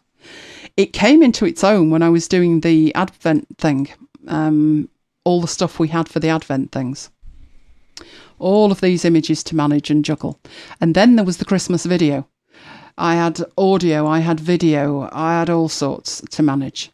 And that was when I thought, whoa, can't live without this. Initially, I was going to tidy it up every week and just put them in standard folders, but what's the point? What's the point? Until it gets to the point that it's completely unwieldy, I really don't see the point. It gives me, I can search for this. So if I'm looking for Christmas images, I'm going to find these of the dog, etc., etc. So at the moment, it's not creaking. It's not slowing it down at all. So I find Eagle absolutely essential. And I do take the time and I do bother and tag things. I think that's the key with it. Tagging things. Certain things, like the ones that you see in here, obviously I put a demo one so I know which the demo ones were and I'll just delete them. But my Snagit install and Mike's Snagit install, because the Snagit install was a nightmare, wasn't it? A nightmare of permissions. Permissions purgatory, if you remember. It made sense to have those in a folder to shift out en masse. My audio hijack configurations and stuff as well. So the folders just make sense for me for particular projects. The after hours ones are smart folders because it's done by tag. So if I go up here and we look at some of the after hours ones, so like these These are already tagged 163. So I know that they were used in this show. Same with the football. And this was used in this show. But I didn't tag that one. Naughty me. So I just go in and I tag it and then it appears. That one was, I think I did tag the others. The football one, I did on the way in. That one is for this show. So go in and choose that. It just makes it easier, far easier to organise it.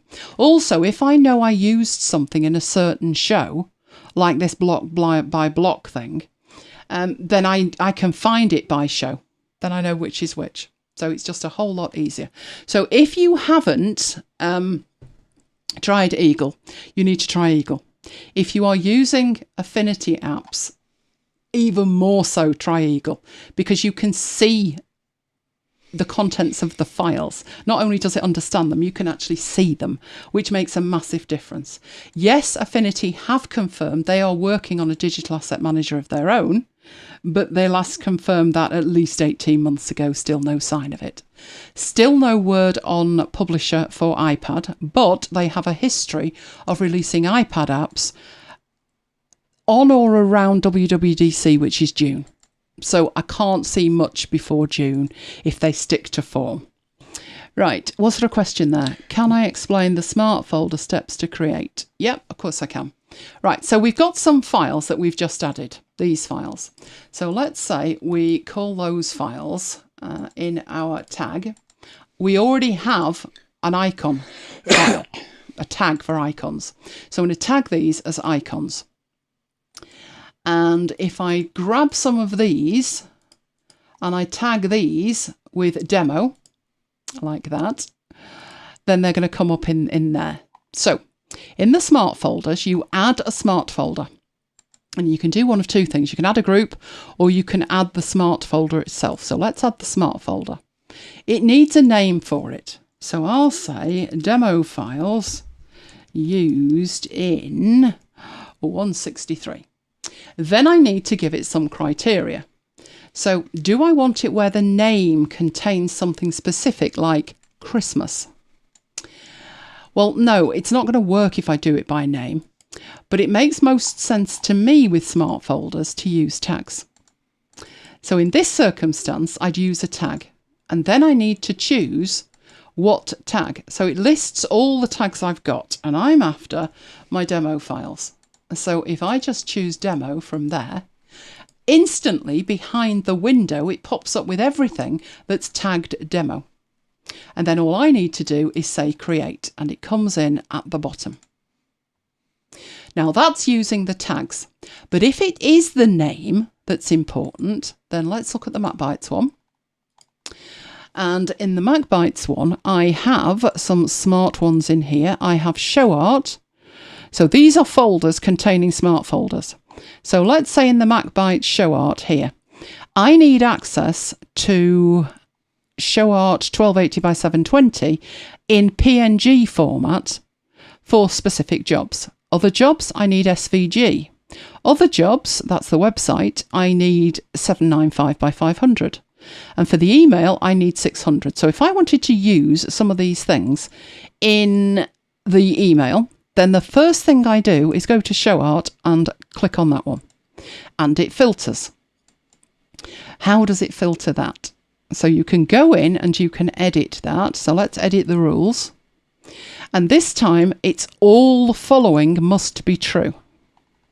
So the name must contain the word show art. The name must contain the size of it at the end. And the format must be PNG. And that will bring me back every poster from MacBites that is that particular size, and it will be filtered by show art. It will only bring back the show art. Gets a bit more complicated with the PNG one at the top. So if we go into that one, there's an extra one. It must have the size, it must have show art, it must be PNG, but the file can't contain the word blurred. So I've got a certain size, a certain format with a specific word included, and in this case, a certain word excluded. And that filters that out. Right, why are there different named files when you switch to after hours? What do you mean different named files? These are the show art for MacBites. These ones are, which ones are these? These are posters.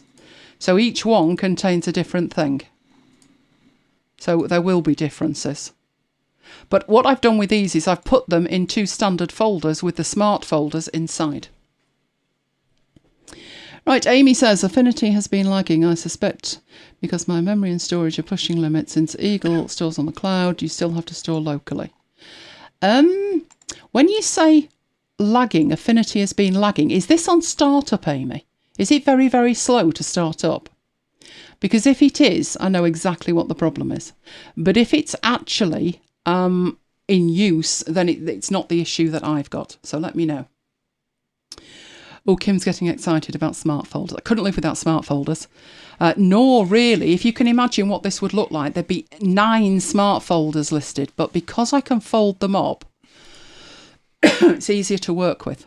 I do have others down here in specific folders, but the smart folders are what I work with, because show art, I don't want to fish my way through 1,287 files, thank you very much. If I go into my show art, I am not going to get more in here than 92, because that's the number I've got, and I wasn't doing SVG at the beginning, that's why there's only 19 of them. But it filters out what I will never want to look at. I may add in here a square one for Instagram eventually, but I haven't done that yet. But if I did, it would go into this folder. So it's just a nice, clean way of organising it. I love the folder aspect to it. Oh, Renee thinks they're smart. Excellent. Right. Renee's been a good boy and tagged all his files, so smart folders will be easy to create. Excellent. Right, there's a hierarchy at the top with a drop-down menu that shows MacBites. So the folders smart and other look different. You click on the top MacBites. Right, which top MacBites am I looking at here? It's the very top. It's the different libraries. That is a library at the very top. So what we've got at the very, very top level is MacBites. And what's in it are 3,000 files, all to do with MacBites. They are organised. If I click on all, that's all the graphics that are in there, all 3,000 of them. When we come down to the smart folders, I have manually created saved queries. So if I'm looking for the SVG version, there are the SVG versions. And those are the ones that I would use in presentations, the SVG version. But if I'm trying to give a file to Mike to use for some reason and he wants the 16:9 version, then we're looking at the 1280x720 PNG. If I'm looking for one to upload to the blog, then I want this 795 one. And what's happening is, as I'm clicking on these smart folders, it's filtering out everything else that doesn't match the criteria. So if it's not show art, because it doesn't have the word show art in it, and it's not 795 by 500, and it's not PNG, then I am not seeing it. Now, if you can imagine what my life would be like trying to juggle 3,000 files to find one, not good. It just takes too long. So it's worth the while setting up these smart folders and then just honing in on it. Doing it in Eagle isn't the only way, you know. Before I had Eagle, I still had ways to work. If we look across here and we look in my saved searches, oh look, I already had these at system level. So if I wanted a MacBites After Hour poster that was an SGV format, I could do that. If I double click on that, yeah, I know all about that, go away. Right, these are the files. So I can do that anyway. I could do it beforehand. But I can't see them in the Finder. I know I have to pay for Eagle to have this view, but it's even better. So if I know which one I'm looking for the Mooloo one, quick glance and I'm there. Other than that, I'd need to know it was 147. So all of this organisation that you see, I already had that in a different way. But now it's in here and it's in a visual way. So the show art is all in there, and then the MacBites posters are all in here. I haven't created any smart folders for the after hours slides, but I have put in from show 155, I think. But what I can do in here, if I was just quickly looking for what we got in here, 156, right? Then don't forget that you've got these active filters. So in here, I can already look in here and think, right, what could I filter for? And looking at that, name isn't an option. Oh, that's naughty. And they're all a certain size. Now, what I'd have to do is I'd have to put it in here. So I'm looking for 156. And as soon as I do that, I've now filtered that to 156. I don't need a smart folder for that because I'm going to do that maybe once a year and just look through the images for the one that I'm looking for. Oh, I'm looking for the governor's one. There it was. So I can search that way. I don't have to create a smart folder, but for some things, it makes sense. Oh, Peter, thank you very much. The supreme being is Annie Lane Giles. Okay. Right. So that we were doing that to show you something incredibly simple, which was the way that you can work with it in a browser. That was the whole objective of that, the browser. So let's whip back to that. So it's eagle.cool, and it is very cool. We were looking at the specific Eagle extensions. There are native extensions. If you use one of those browsers, Chrome, Safari, Firefox, or Edge, then use that. If you don't, like me, then use the Chrome extension in your particular browser. Right, then there was the options. There was save the URL to Eagle, which saved a link. There was the option to batch save. So you could go to a website and instead of saving just a single image, you could batch save. You could go in and pick the ones you wanted and do it all in one go, which saves you a ton of time. There was the ability to capture an area inside a web page, or to capture the entirety of the web page you could see, and finally to capture the entire page, whether you can see it or not, and it will scroll down for you. And I think it's fantastic that it will do that in browsers that don't tend to support that. So my browser, Vivaldi, doesn't support that. It will do it internally, but it doesn't support Snagit or any external option to do that. So that is a big, big time saver. Right, I have a freebie to do with colours, which is brandcolours.net. No you. I'll just make a snorting sound at that point. You know, I've been looking at text this week that from help files and stuff, and it's all had no you in it. And they've also used the word favourite all the way through it as well. So I've spent most of the week putting yous in things. But brand colours, no you. So any brand that you're particularly interested in, you will probably find their actual official brand colours inside there. So it's a good place to start. If you look at the little squares, what you could probably do with that, should we actually do it and try it? There we go. It's coming on now. So I could actually just grab one of these with ColorSnapper, just click, and I've got it. And that's off a screenshot. So it will definitely work on the original site. Right, are you ready, Mike? I'm ready. Oh, excellent. Right, Mike is working with dates. I particularly like the stuff that you put up, Mike, when you said it's date night. Oh, it's date night, and yes. You've even tidied your desktop and everything. And, worthy of a drum roll, thank you, updated Alfred. Only been moaning for about 3 weeks. No, it only came up today. Mike, that was there at least 3 days ago. I haven't seen it since. He's update blind, aren't you? Yeah.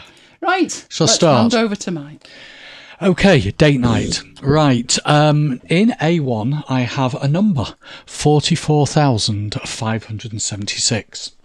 It's just a plain number right now, so I'm going to format that as currency, and obviously it shows us £44,576. I'm going to format it as number, and it shows us 44,576. I'm going to format it as short date, and it shows as the 15th of January 2022, which happens to be today. And I'm going to format it as long date, and it shows as the 15th of January 2022. And then I'm going to format it as general. So when a cell contains a number and the cell is formatted as a date, the date you get represents the number of days since the 1st of January 1900. It's known as a serial number, and the 1st of January 1900 is the first day that Excel recognises.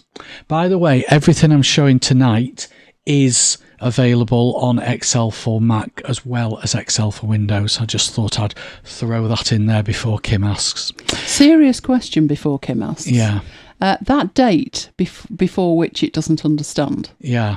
What if you've got genealogy research from before then? Then you won't be using Excel. Oh no. Yes. Have a word with, what's he called? Nutella. Oh yes. Yeah. Nutella. Timmy's counterpart. Anyway. Could you not use a minus? I don't think it would work. No, it just won't recognise it as a date. That's rather silly, isn't it? I wonder if you could do... Now he's off-piste because I've asked a question. Yeah.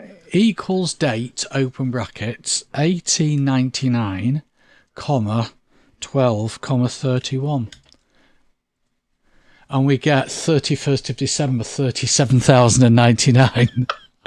So the answer to that, Kim, before you ask, is no. So much for your historical genealogy. Anyway, yeah, in reality, it's unlikely that you'd enter a number and then convert it to a date. It's more likely that you'd enter a date. You wouldn't actually then need to convert it to anything, although you might want to actually just change the formatting. So if I typed in the 15th of the 1st, 2022, it automatically displays it as 15/01/2022. If my machine was formatted as US format, then it would show as 01/15/2022. But you can change that format to long date, and you can also go to the more formats and custom, and there are various other formats here to do with dates, as you can see there. So basically what I'm saying is, behind the scenes, a date is actually just a number. Do you really need to know this? You know, is it critical to knowing how Excel works? Probably not, but it does help understand how Excel calculates dates. And also sometimes calculations involving dates display the result as a serial number, which you'll see in one of my demos. So unless you understand the correlation between dates and numbers, you might actually think you've done something wrong. So I did say in the blurb in the email that what has 44,576 got to do with today, and obviously you've seen the answer. What has 42,170 got to do with the MacBites crew? Well, let me format that as a long date, and it's the 15th of June 2015, which is 15th of June. 15th of June 2015. Not a Scoobies. The day Lola was born. Oh, it was, of course. Yes. I thought you meant something MacBitesy. Well, not the babe. Well, she's part of the MacBites crew. She is, bless her. Yes. Right, if I format this one as long date, there's the 1st of January 1900, because I had the number 1 displayed in that cell. Okay, so now we've covered the basics of the correlation between numbers and dates. I want to put today's date into a cell. Now, I could type the date in. Obviously, I wouldn't type the serial number in because I'm unlikely to know it. But I would type the date in. Guess what I've forgotten to do? Go on. Press record. Yeah. I'm going to do that now. Oh, well done, Mike. Right. Okay, so I want to put today's date in, but I want that to change. So tomorrow, I want it to say the 16th of January 2022. So rather than me having to manually change the date every day, if I put a function in there, which is equals today, open bracket, close bracket, so it has no parameters, it will put today's date in there. And I can then format that, whatever format I want. I'll use the same format as B2. So that, again, that has a numeric value. You could set that to general and it has a numeric value. But it will change that value every day. It picks that up from your computer's clock. So if I then want to know how many days there are till Christmas, I just put a formula in which says Christmas Day 2022 minus today's date. And we get 344. It was 345 when I was playing around with this yesterday, so obviously we are now one less day nearer Christmas than we were yesterday. Yay! Everybody sort of panics whenever you say that. I'm not surprised. They're probably trying to order a Yule log. Yeah. Yeah. Make sure it's done by Easter, Mike. I'm just seeing if there's any questions. No, I don't think there is. Pete hate trying to use times in Excel. Yeah, I agree with you, Pete. Dates aren't too bad, but trying to add hours and minutes. The number of questions that I get from people dropping me emails via my website is like to do with dates and times. So I totally feel your pain there. Okay, now let's say I wanted to make this a little bit more generic so it can be used for any year without typing the date in. So back in B3, okay, back in B3, I'm going to change that formula to work out how many days there are to Christmas, and I'm going to put equals 25/12, 25th of December, ampersand year today, which means take 25th of December and join it to, I need an extra bracket there, join it to the year of the current date. And we get some very strange looking number. And basically what it's done is it's done 25 divided by 12, which is 2.08333333, and then it's tagged on to the end of that as text 2022, which is the year element of today's date. So that bit there, 2022, is kind of text. So it's not the right answer. The right answer is to use the date function, which I did use before to try and get a date before the 1st of January 1900. So if you do equals date, you then enter in 3 components, the year, the month and the day separated by commas, and that will give you a date. So if I put year, open brackets, today, open bracket, close bracket, that will pick up the year of the current date, comma, then 12, comma, and then 25. And what I actually want to do, that is the 25th of December 2022, and then I can have my formula that actually needs to go in there to give us the 25th of December on any given year, and then it will be Christmas Day minus today's date. There we go, 344. Okay, so the next example. This is a list of matches, not all the matches, but a list of matches from 2019. The reason I've used 2019 is because I had this data already set up from a previous demo I did ages ago. And I want to know how many matches were played on a Monday, how many on a Tuesday, how many Wednesday. And that year we were in the tin pot, so there's quite a few on the Thursday. We didn't get a minute's peace. No. Okay, so this is a table, because we've got the table tab up at the top there, and the table is called matches. So back to Kim and the tables. I mention that every time I talk about tables. Kim religiously stores her data in tables, and so do I. So if I actually select those cells there, which are the ones with the dates, and then I go and format those cells using a custom format of DDDD, and I know that D is in here tonight, but that wasn't aimed at you, D. So DDDD, it's actually showing us the full day name. So that is actually a way that you can change the display of a date to just show the full day name. 4 Ds, 3 Ds would show the abbreviated version, but that's actually not going to help us. Because if we did a pivot table from this, behind the scenes of column A, there are still the individual dates. So that's not going to work. So let's just undo that. What I need to do is add another column. So I'm going to go to H1 and I'm going to put a heading of a day. And then I'm going to put a formula which is equals text, open brackets, select A2, and because I'm selecting the first cell in that column and the column's part of a table, it puts the column heading in, then comma, and in quotes, 4Ds.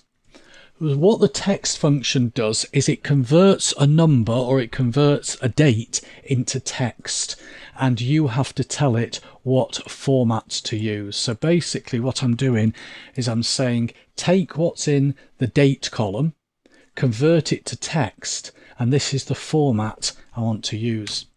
And because it's in a table, I only have to enter it in the first cell, and it automatically replicates that formula down.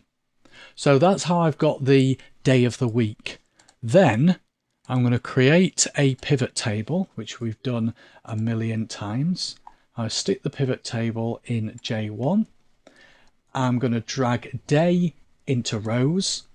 I can pick any of these column headings to put in values because I want to do a count.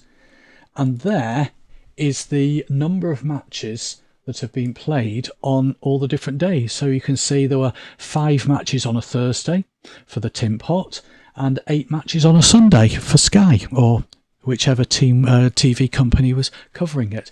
So that shows you how you can convert a date into just showing the day. Right, let's just go back and see if there's any questions. I think if it comes out that Sky's doing it, you need a little note on there. Why don't you share what happened? Oh yeah, I was watching tonight's match on Sky, and literally we were in injury time right at the end of the game. I was watching it on Sky Main Event, because I get a choice with Now TV. I can either watch it on Sky Main Event, or I can watch it on normal Sky Sports, whatever it is. And I hadn't particularly chosen Sky Main Event. I just happened to tap on that one first in the Now TV app, and 2 minutes into injury time they just cut to an advert for no reason. I mean, what? And it was an advert for the ladies' football. Twitter went So I went wild. on Twitter and typed Sky, and yeah, it was like, WTF, Sky, what are you doing? Oh, my. Anyway, right. Let us move on. I've got another demo to show you. Right. Okay. I need a list of dates 7 days apart, starting from the 23rd of January. You know, you couldn't find your notes before. Well, I've got my notes, and it said the 13rd. It should have been the 20. My fault. Should have been the 23rd. Notion at my notes. Really? You know, they've added those toggle headers. Yes. I've been using them religiously on the desktop.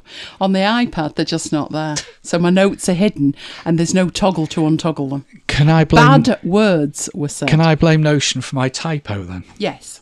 Right, okay. So how do we get this list? So I'll start by putting the 23rd of January 2022. Doesn't matter what format I use, but I'll use that format. And then I'll put the 30th of January 2022. And then I'll select both cells, get the little black cross and drag down.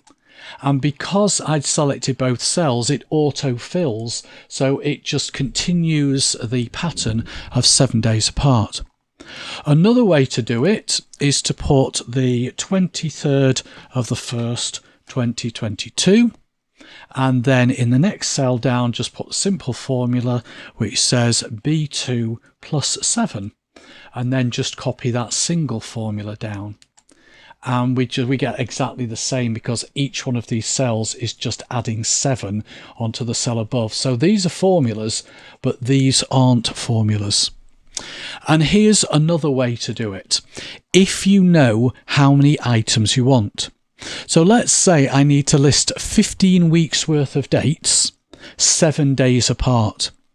So I can use one of those new dynamic array functions, which I did show you the other week, which are only available to Office 365 subscribers, but they are available on both platforms.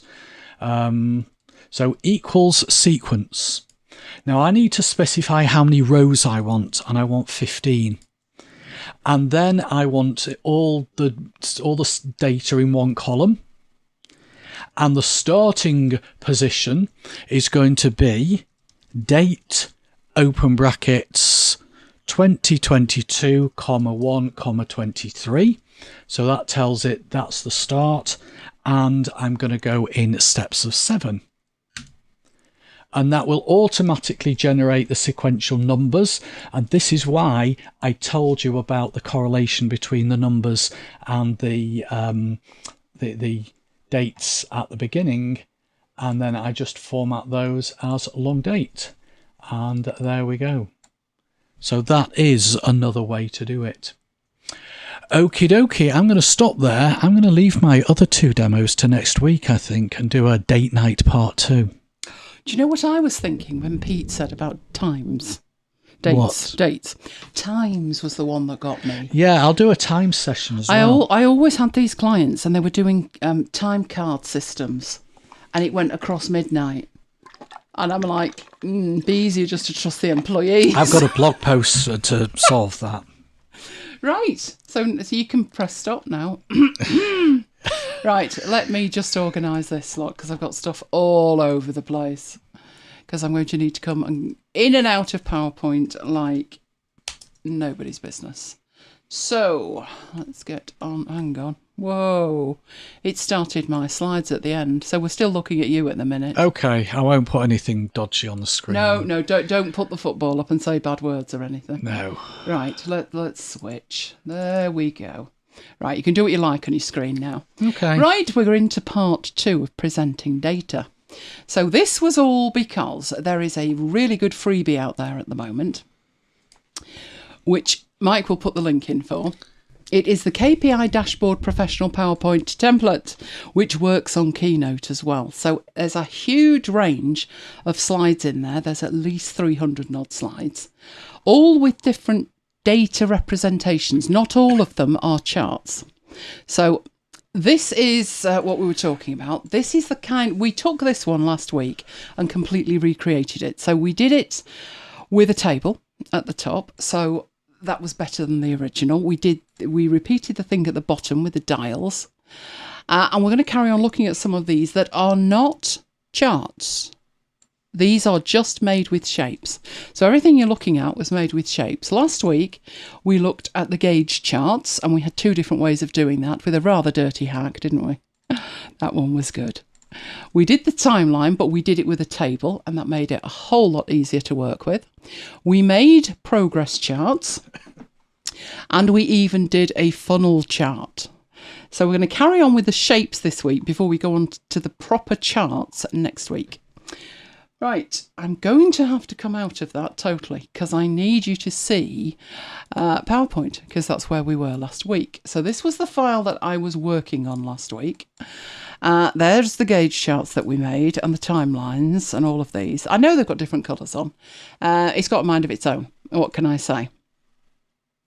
So what we're going to do, we're going to do something similar to that. So I'm going to start off with... I've now got 5 PowerPoint files open. I don't quite know how I ended up with that many. That one's last week's. I best not go into that one here. I'll be presenting the same thing from last week. Right, there it is. It's this one. So I had in here that I was going to look at slide 30. So let's have a look what's on slide 30. Right, this was to do with, there is an entire presentation included in this freebie, which is this one. This is the Vector Icon Pack.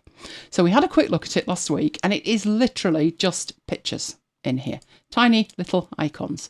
They're in a group. You need to click once to select the group and then once to select the icon. But these are kind of financy things, if you think about them. Some of them are financy. And there's a whole range of them. Now, Mike's first reaction was, you don't need those because some are built in, and they are. But sometimes to get something simple like a tick or a cross, not there. So these are in addition to the ones that are built in. If you've never seen the ones that are built in, it's really simple. Let me get that off the screen and show you that all you need to do, and I always do this by just doing a search. So Command-Shift / and then I type in icons and then it tells me where it is. Oh, insert icons, cool. I don't bother learning the menu because they keep moving it. Right, so what it does is it takes you to the stock images panel on the right hand side. And from there you can search for anything you want. So if it is you're looking for something to do with time, it will filter it out to do with time. I wanted a tick, and I couldn't find one in a circle. I was disappointed there was one in a square, but not in a circle. So I'd have to make my own anyway. I might also want an arrow. And there's a whole range of arrows, which are fantastic, and none of them are what I'm looking for. There's ones that look like mouse pointers or play icons or whatever, but the type that's missing is the type of thing that's in here, which is this one indicating down and this one that's indicating up. So just little things that are missing. So even though there's a lot of icons there, and there's thousands, and they're really good. So if what you want is in there, amazing. If it's not, then that's where these come in. So to have a library of these. This one is just the icon pack that came with the thing. But I actually have a library file that I use that has in it slides that I repeatedly use. So I actually created my own. So it would be a good idea with these icons to make a section of this library file just for icons and just dump the icons in there. If you are interested in what that looks like, let me know in the chat. Right, so we're going to use some of these, but we're going to change them slightly.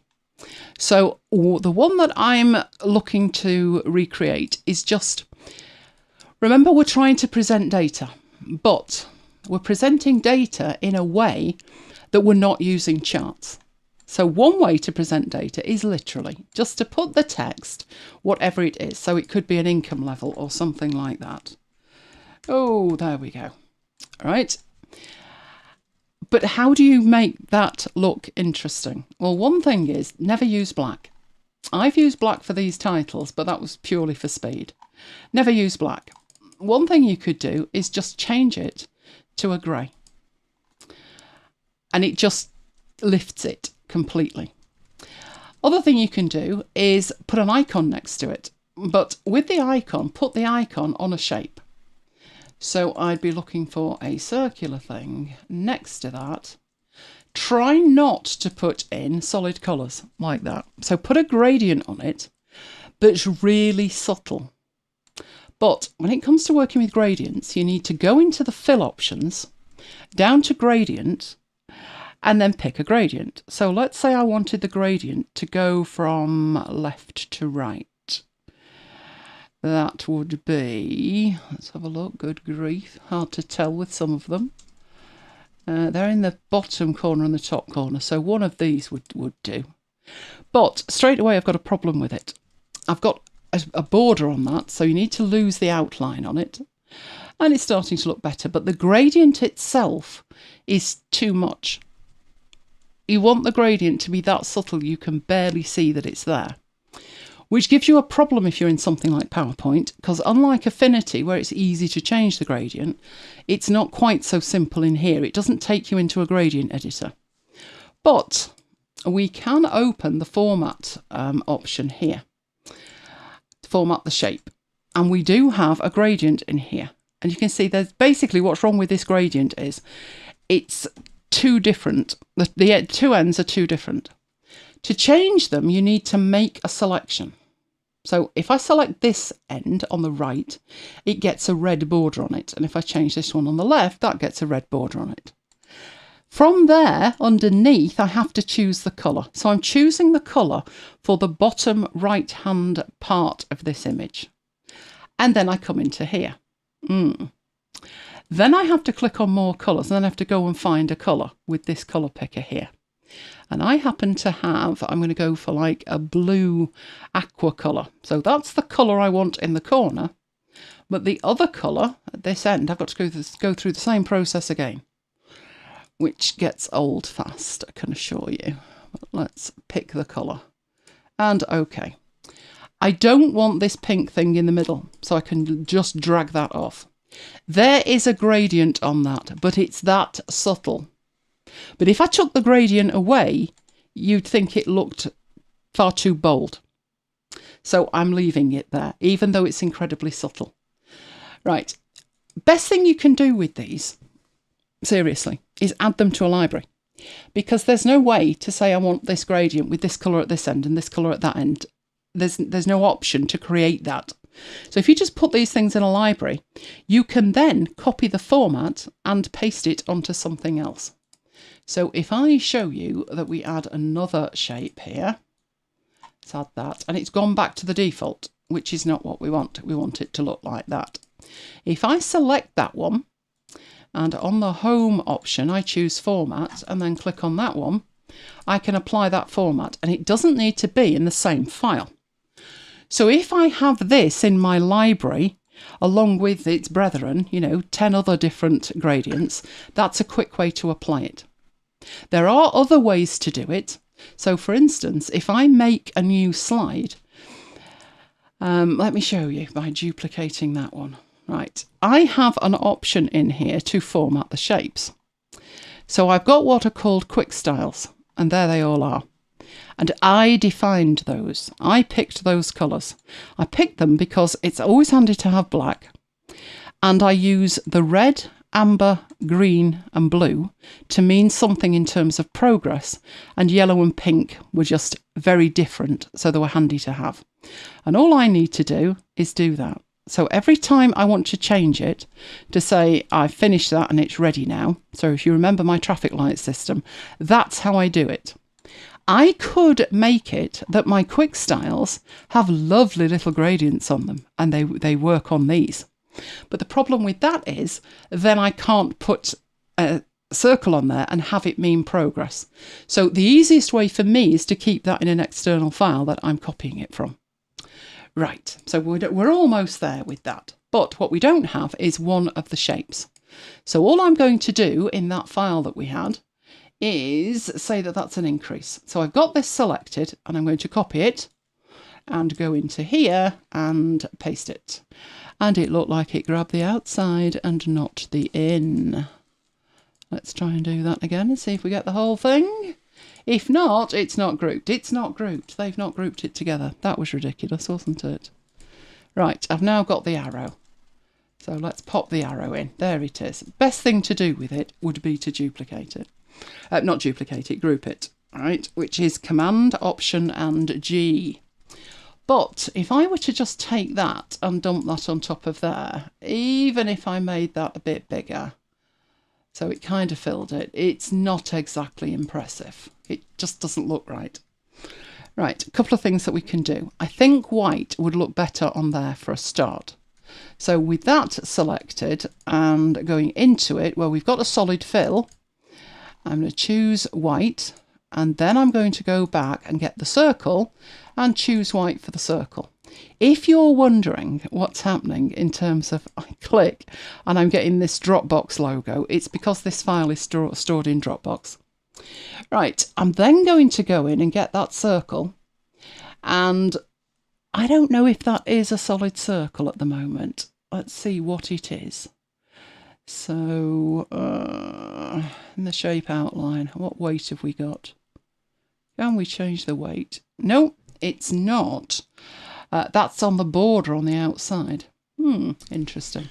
Right, what I'll do with it is I will get rid of that and I will put my own circle in that I am going to format.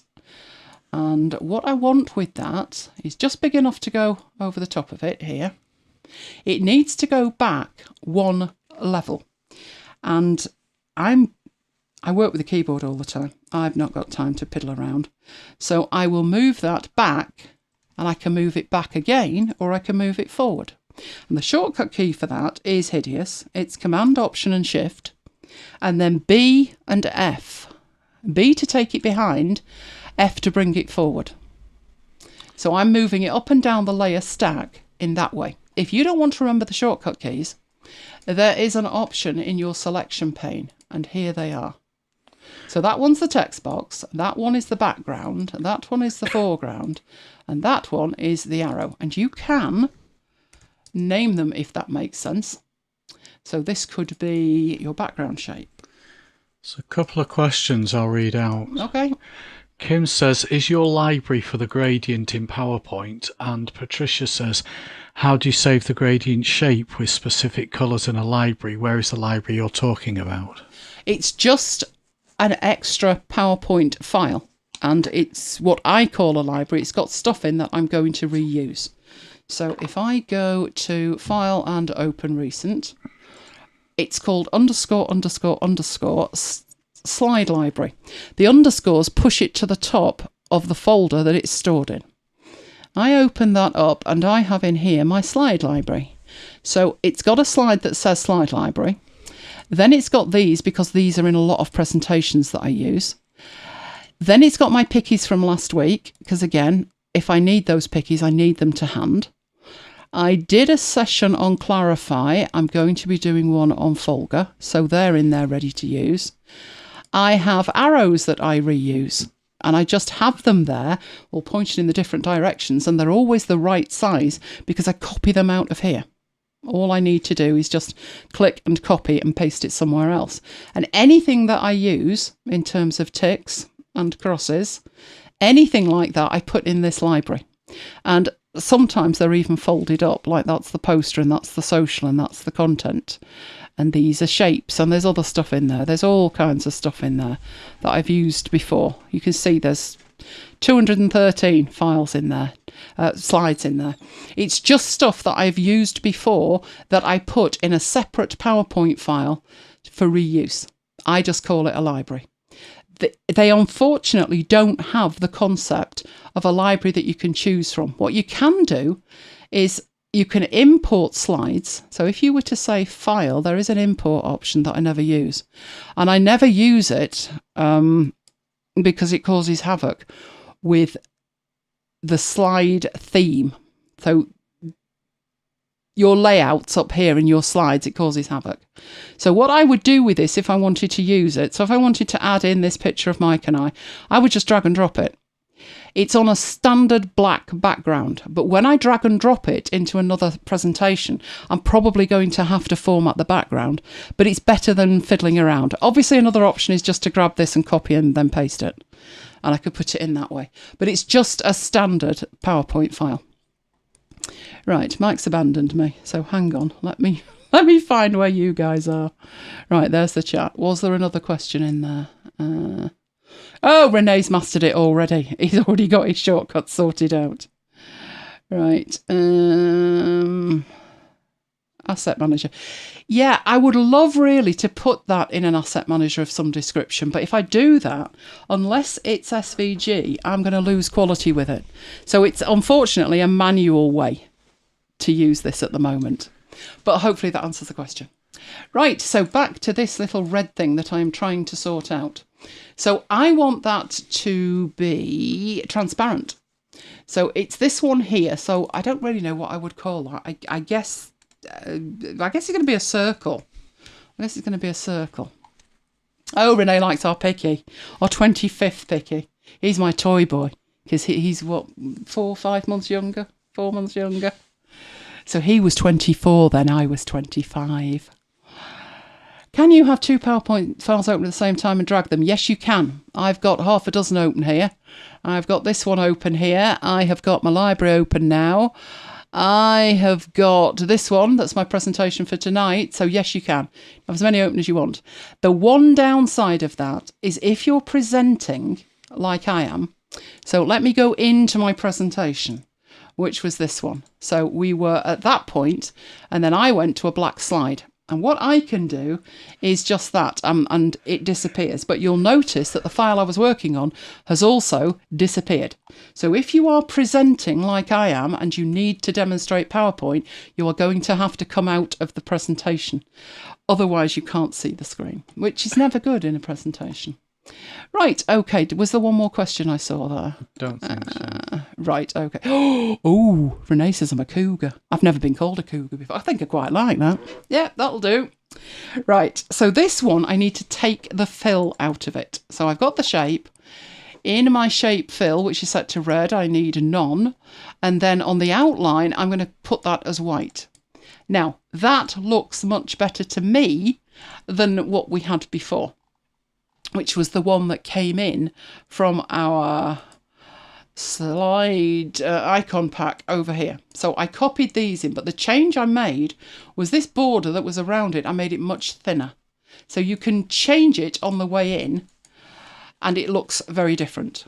Right, let's get on to another one. So we need a new slide. Right, one of the ones that I liked was the one where you could not do this with a chart. You would not be able to do it with a chart. So this is when to use the shapes that you have. So I have a shape up here. I have a whole library full of shapes. And one of the shapes that's really useful to know about is the rounded rectangle.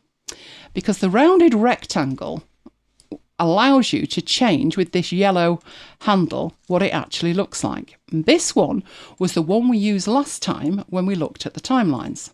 But we're going to use it in a totally different way this time.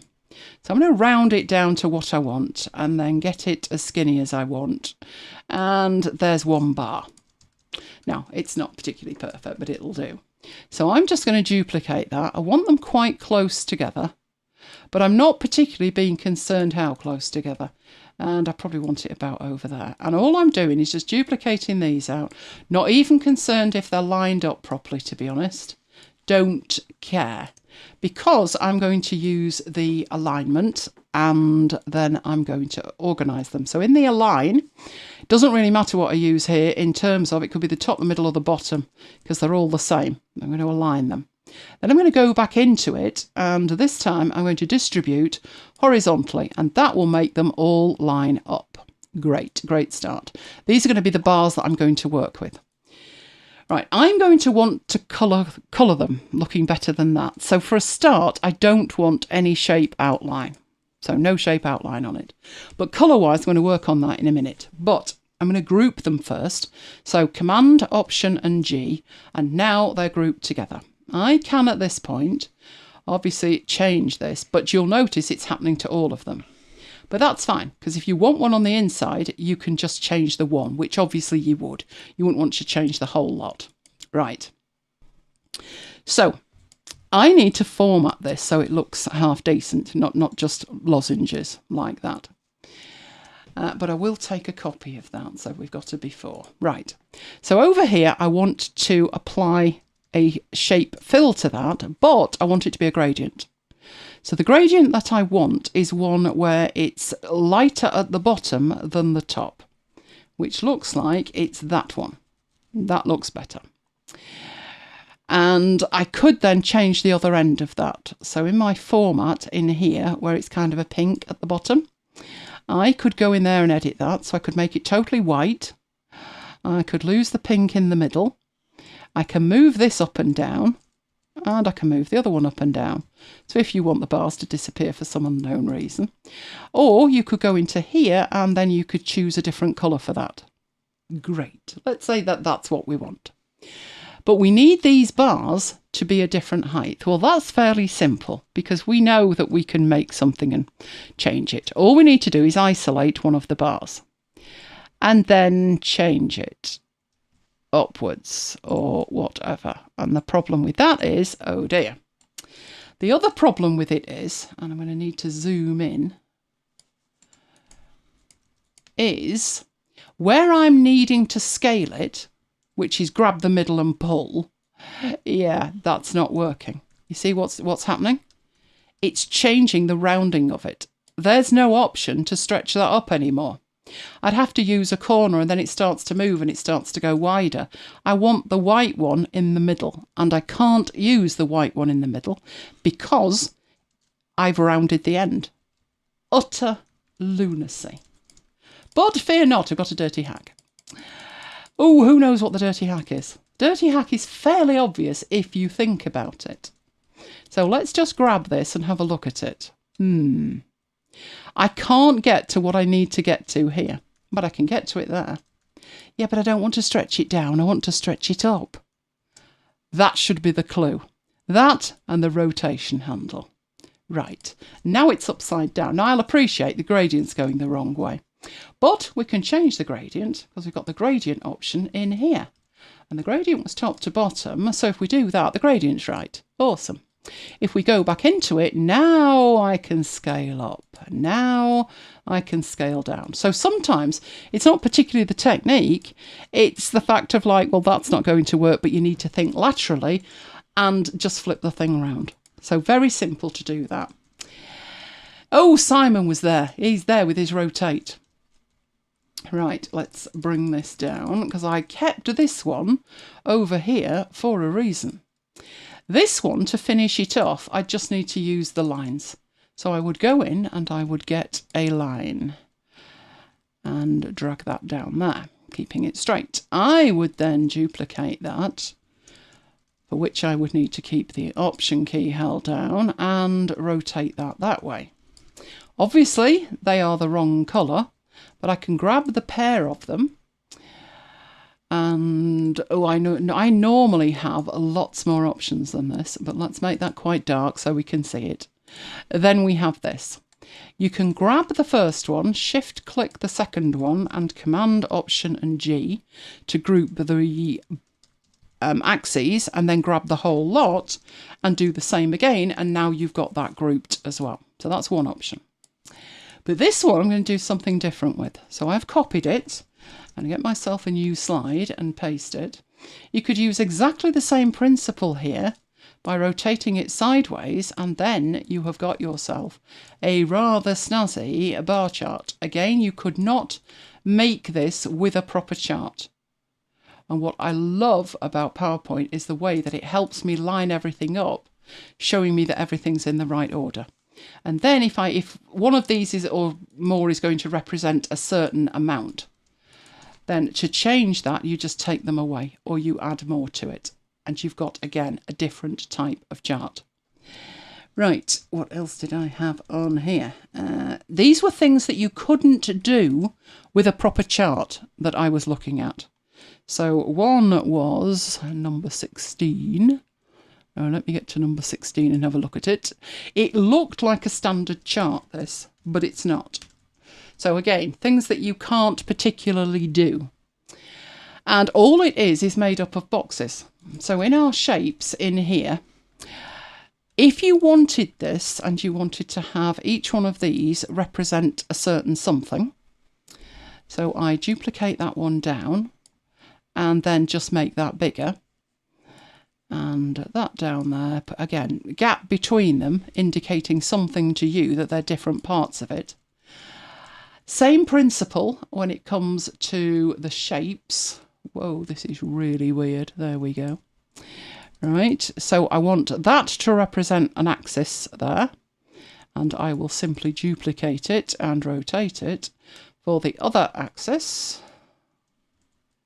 And that looks perfect. Grab the two of those and change that to the grey. Right, have I done the right thing with these? So let's say I want a second data series here. But this one, I'm going to take that one down. In fact, we can just move these two. So they weren't as good, but we'll pop them down there. Right, have I done the right thing by making these squares? Well, that's exactly what I want it to look like. And I could even have it that these were a slightly different colour to represent something different. So I do want it that colour, but I just want it, you know, slightly more muted. So grab the top two and even more muted yet. But were they right by being squares? And I would say no. Don't do that. Even if you want them with square corners, don't do that. Here's why. You can, in here, edit your shape. Hang on. You can go in there and you can edit the points of a shape, but more importantly, you can change the shape. So if I made this a rounded rectangle, you might say, yes, but I don't want it a rounded rectangle. No, you don't today, but you could end up doing this for your boss or somebody else, a client, and they don't want rounded rectangles at this stage, but they sure as heck do tomorrow. Well, one option is to do what I've just done there, which is just grab the shapes and then change them. So you can grab all of these shapes, and from your edit shape, you can change the shape to other things. So that's one option. But if they're rounded rectangles, you can decide how rounded, and you can even take them out to being square and then round them in later if that's what you want. That's another thing to think about. What it is with this that you can't do with a chart is the gap. So if you wanted the gap, you wanted text in the gap, you wanted just the look of it. You wanted the look of it to have that. And I wouldn't particularly do it red, and nor would I do it with borders on it. So let's take those off for a start. So we don't want an outline. And fill-wise, I would make them more subtle than that. So we've got colours over here. No, not you. Out of my way. Dropbox, go away. Right, what have we got that's quite subtle? Oh, I'm going to say pink. No, I shouldn't, should I? Not got anything selected now, so that won't do me any good. Right, should we choose a dark pink and then a lighter pink? Oh, no. But there you go. It does look better when it's not a wall of solid colour like different reds. So, not bad. You can't get that look with a chart. Now, obviously, you might want lines behind it. That's the same principle as last week. Although last week we were having it on a time line like that, nothing to stop you doing exactly the same down here with this one. Just a few tweaks of difference. So on insert, we have table. You just need to work out how many lines you want. So if you wanted like 25, 50, 75 and 100, then you're going to need a 1x4 table. Obviously you don't need it to look like that because that's hideous. But we can either take that back to absolutely nothing, like that. And then we can do what we did last week with the borders, where we can say we want all the borders. We just don't want it to look like that. So go in here and choose something a little bit more subtle than that, and then go back in and take the borders off and put the borders on, and it uses the more subtle option that you've got with the pen. That still isn't subtle enough for me, so I would probably in there take the borders off. I don't think it's the colour that's the problem. I think it's this. I think it only needs to be about half a point. And then go back in and put the borders on. That looks fine.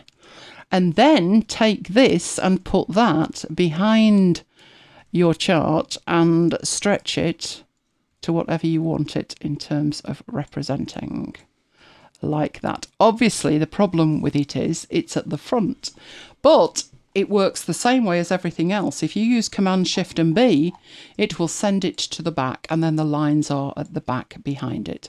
At that point you probably won't need that line nor the other line, but I can't even grab the other line at that point. But I do have that there as a straight connector. So this selection pane is really useful when it comes to getting rid of things like that that are behind something that you can't quite get to. Our table could probably do with moving up a bit, moving that way a bit, and shrinking down that way a bit. Now, it probably looks a little weird that it's got the lines on the left and on the top and the right, and we don't particularly want that. But if you grab hold of it and you go into your table design, in your borders you can toggle them off. So you can toggle off the right one and you can toggle off the top one, and then it starts to look more like a chart. So same principle as last week, just a totally different chart type. And what else did I have on here?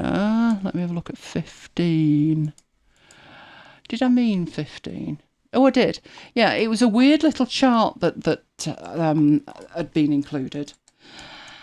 So similar principle to this one, not far off to be honest. So we'll grab that and we'll take that with us onto this page.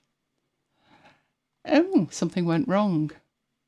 Are you kidding me? You want me to save every presentation I've got open and restart it? Don't be ridiculous. Right, let's try and grab hold of that table again. You see, you're all right this time, aren't you?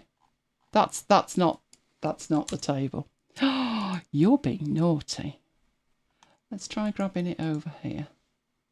And let's try copying and let's try pasting. If it won't have it, we'll do it without. No, it doesn't like it. Oh, we've broken it. Never mind. I'm sure it'll let me do it if I do it all by hand. But in essence, what it was a column chart, but with a faded, like a template behind it.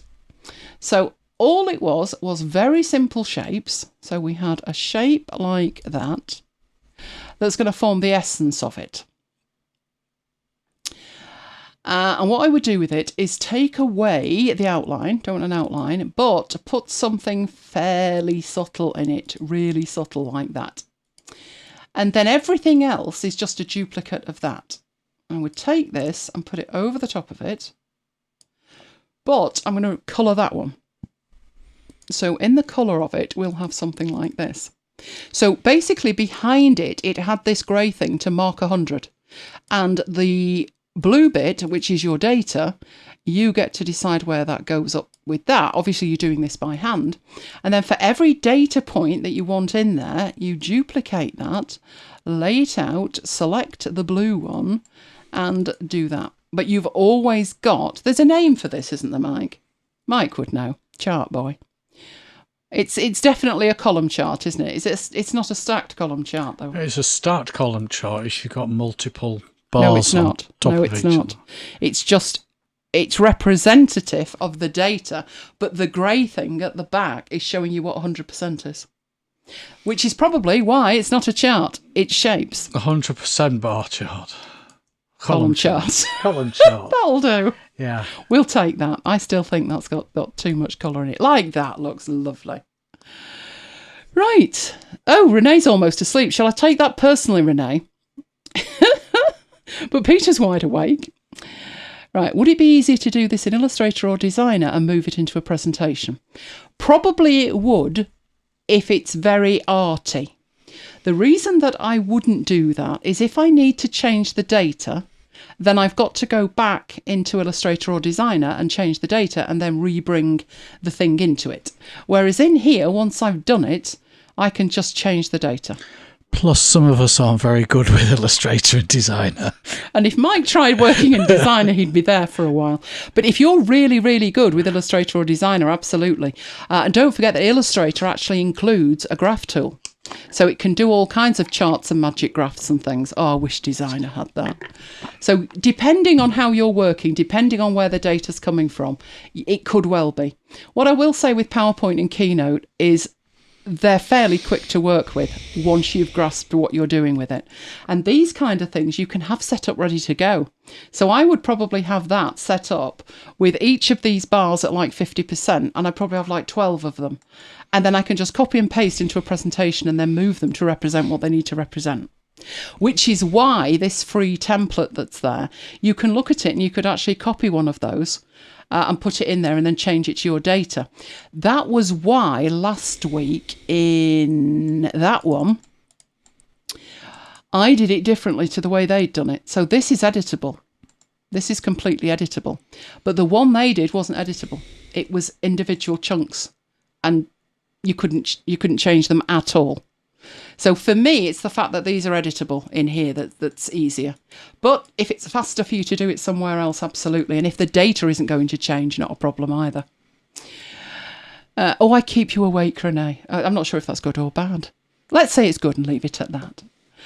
Okay, so pretty much it's just using the skills that you've got from Designer or Illustrator or PowerPoint or Keynote and representing data with them.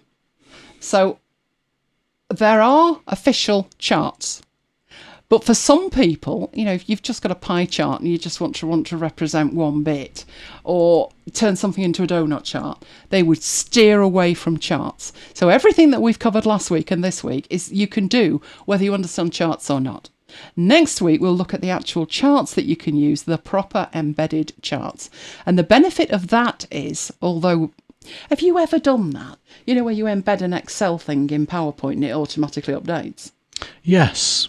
Does it work? Yes. As long as you don't move the file. As long as you don't move or rename the file. Yeah, exactly. So no, it doesn't work. Somebody will do something and it will break. But I will show you what it has in the way of built-in charts. One quick thing to think about is whether you use PowerPoint or Keynote. And most of the time, it honestly doesn't matter when it's stuff like shapes, because they're pretty similar across the board. There are things in Keynote and PowerPoint that are not equal. One thing I showed you tonight you would have been totally unaware of, but I will show you, sneaky dirty hack, let's get Kim awake.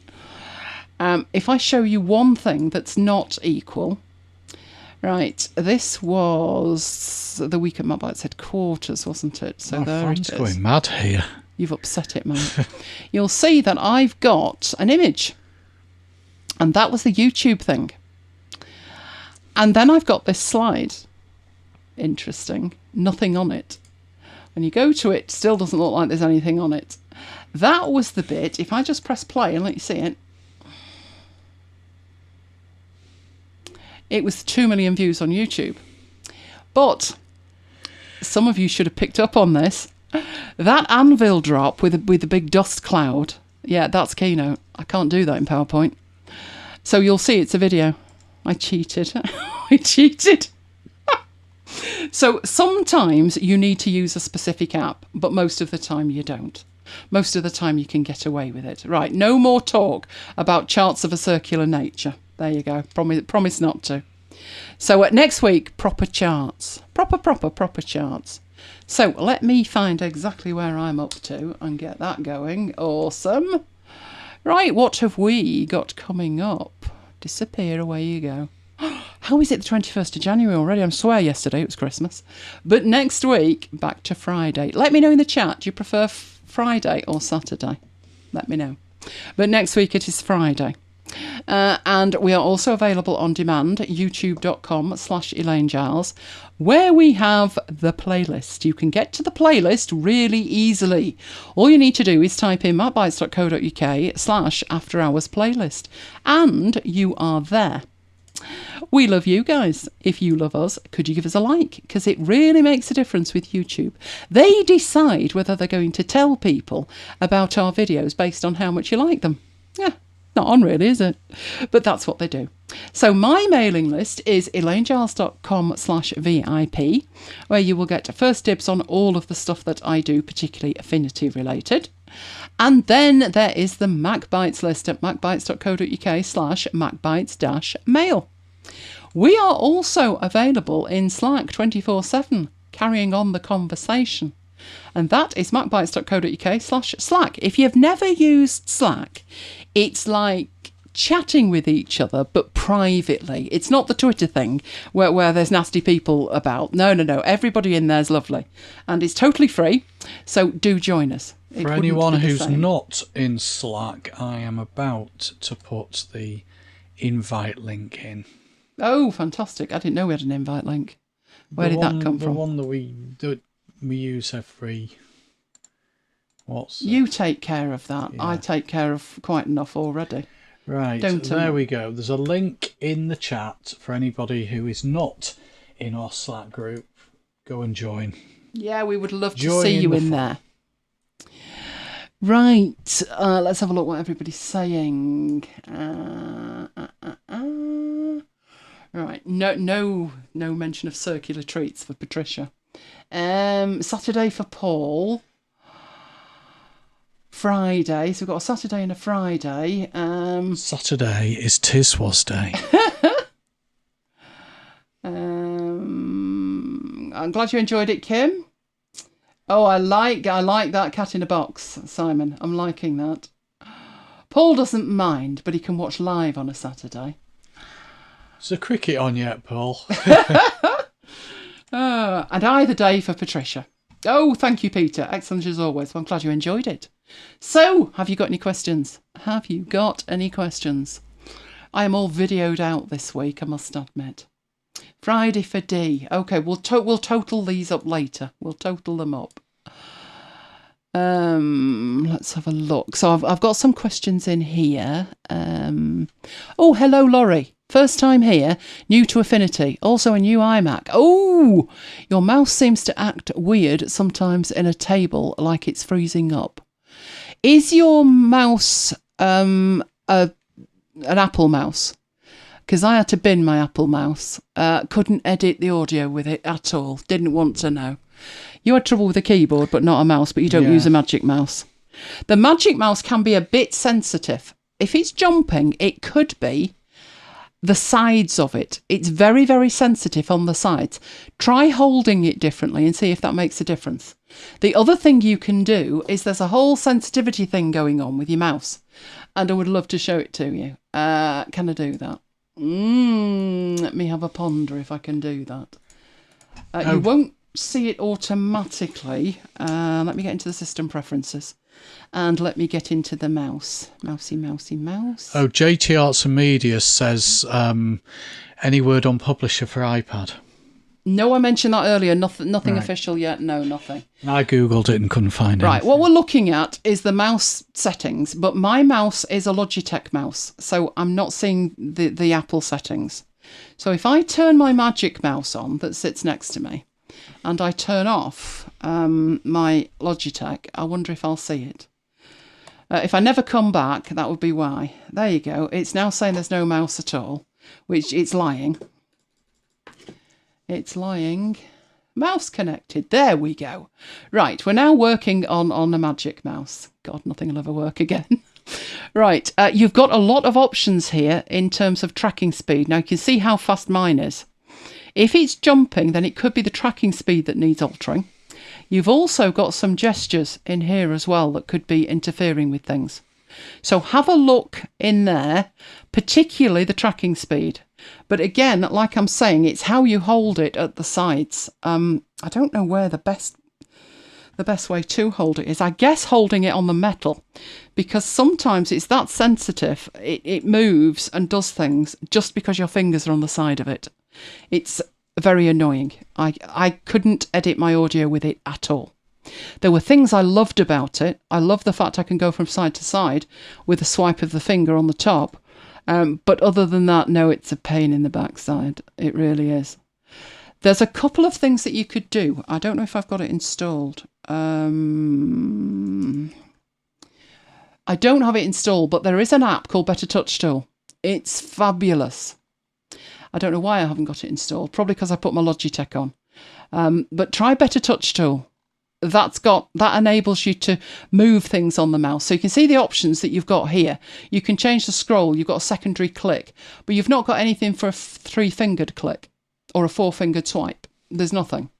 But Better Touch Tool would enable you to do that. So if your mouse is responding strangely to a kind of one-click thing or one swipe, you could reprogram it, but you would need something like Better Touch Tool.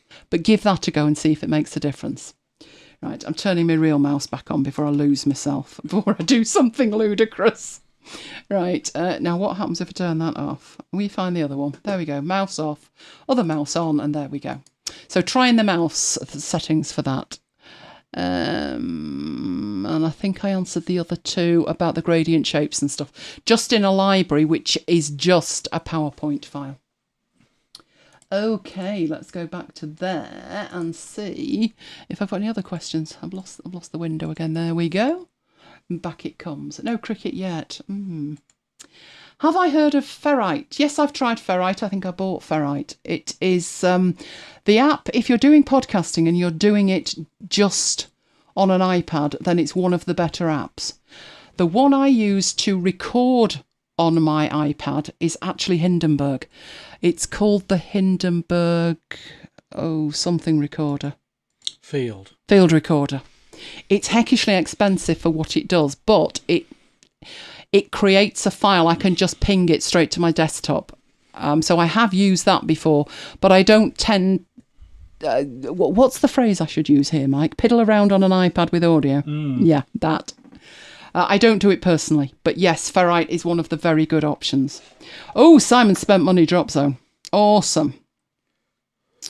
Oh, is it €25, this cloth for the iPhone screen? Is that the one we talked about? We talked about this. It was $19. I think you've been ripped off, D. It was $19 in the States. Better Touch Tools on setup. Thank you, Paul. That is good to know. I did have it installed. I've got a lifetime license for it. I don't know why it's not on here. Has anybody bought this cleaning cloth? Or is it like the Emperor's suit of clothes? It's just to say you've got one. That cleaning cloth started life with the monitor. Now, I'll admit, the monitor was about how much? $1,500? It was expensive.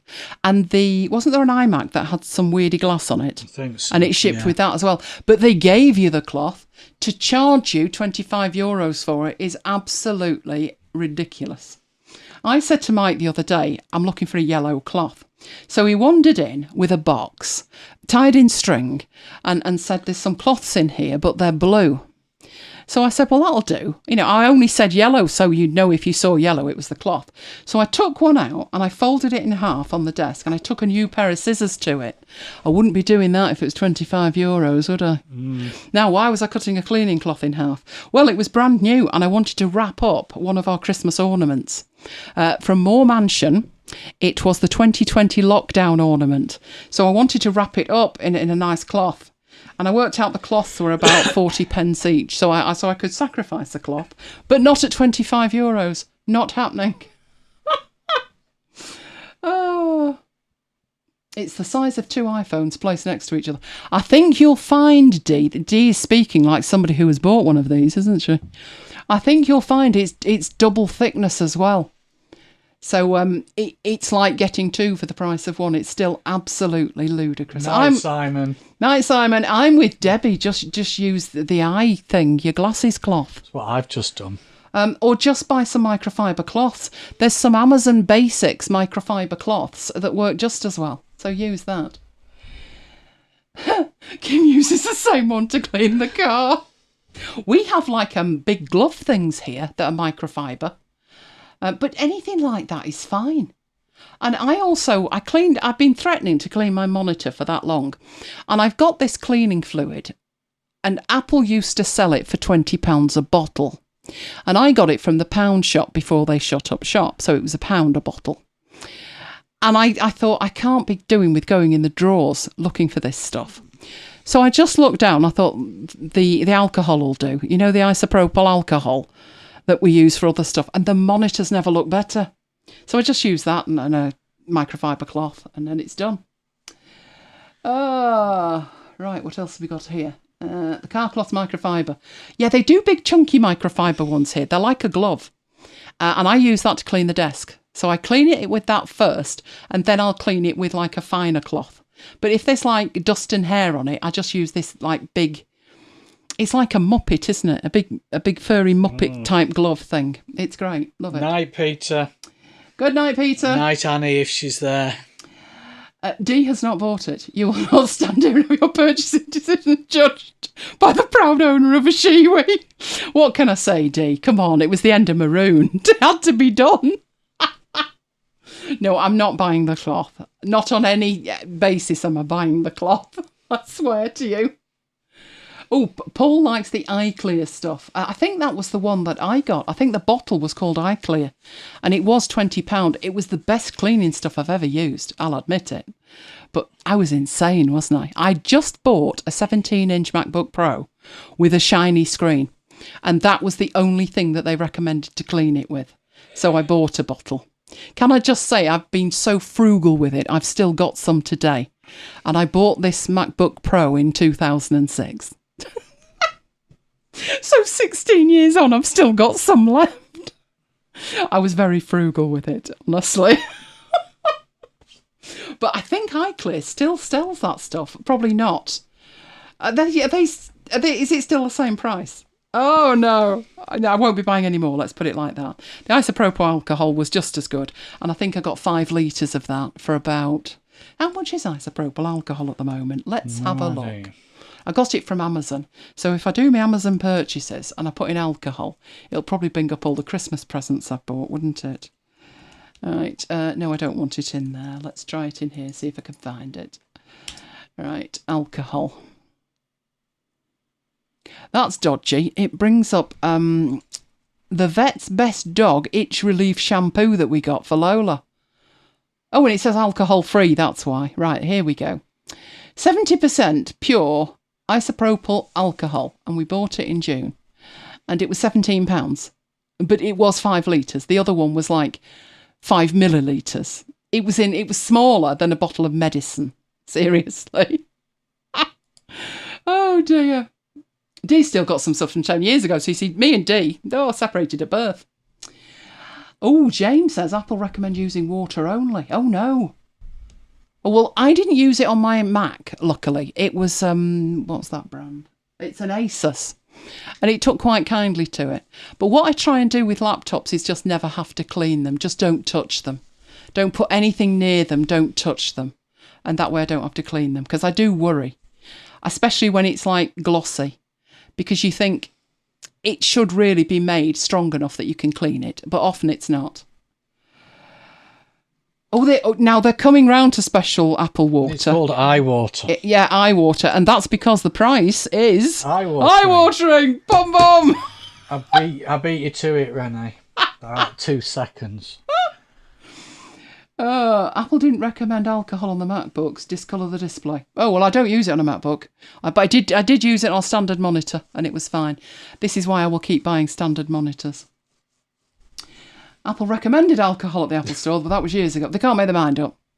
Well, they're obviously going to tell you right now, don't use anything but, pure unicorn tears.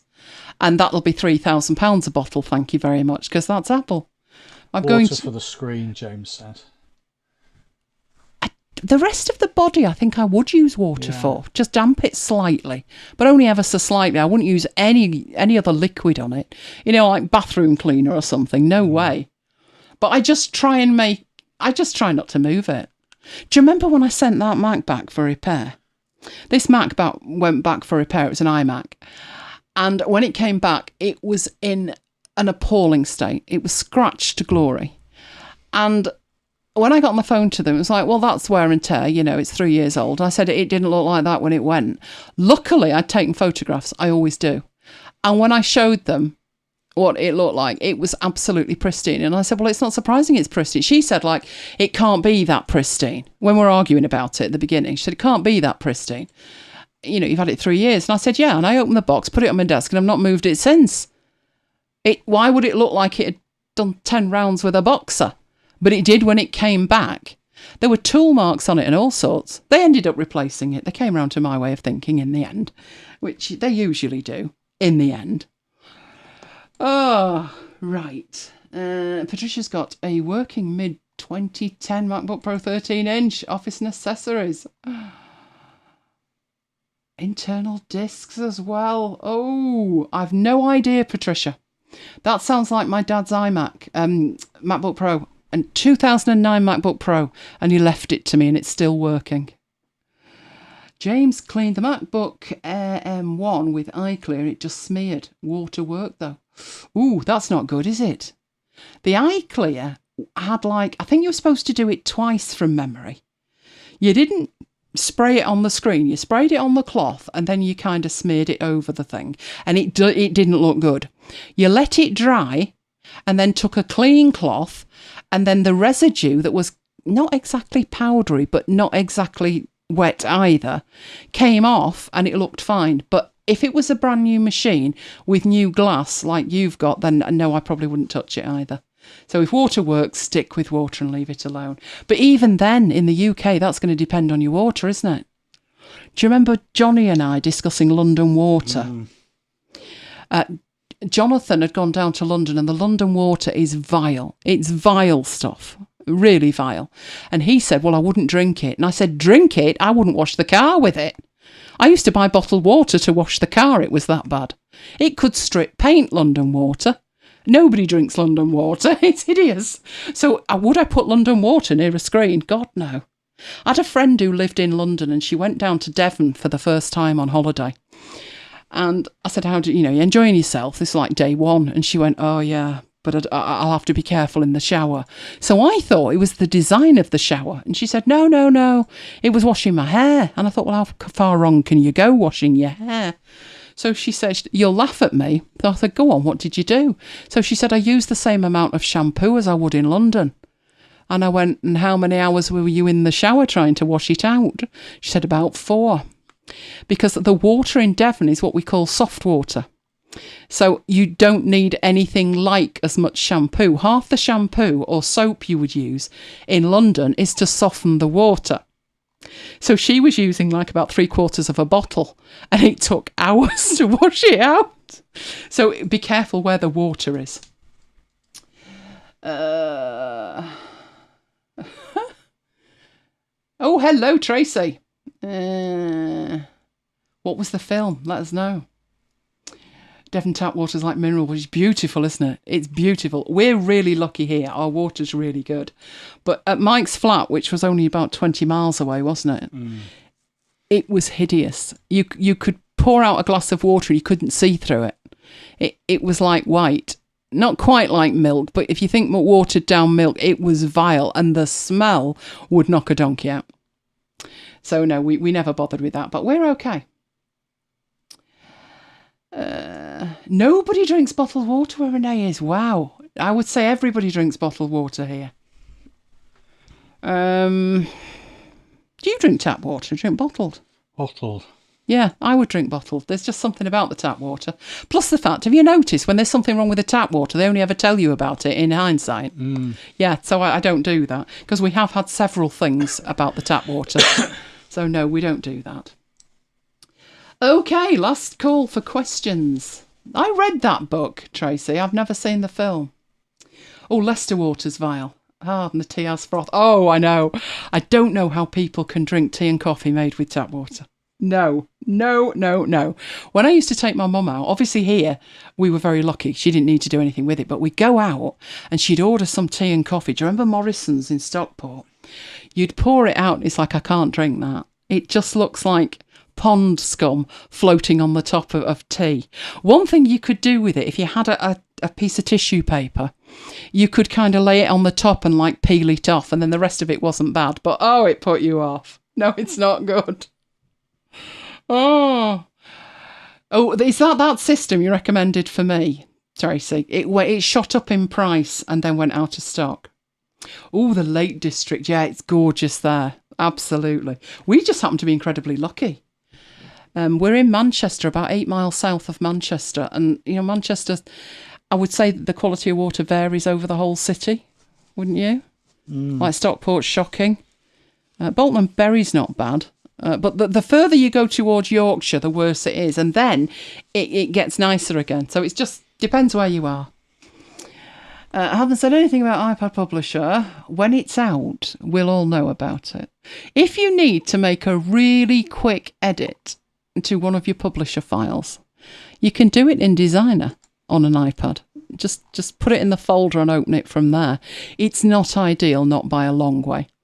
Can't be much longer though, can it? I've been talking about it for 3 years? 3 years, I think. It can't be much longer. Every day's a day nearer. I'll keep my eye on it, Tracy. I'll keep my eye on it. Oh, Jack Reacher, yes, but not Tom Cruise. Do you know, Peter, that sounds like when he did the vampire one. Oh, what was that vampire film? It was an Anne Rice one. Something of a vampire. And people were saying that the vampire in the book, I don't know, I've never read it, but the vampire in the book was like 6'4" and blonde. And they cast Tom Cruise.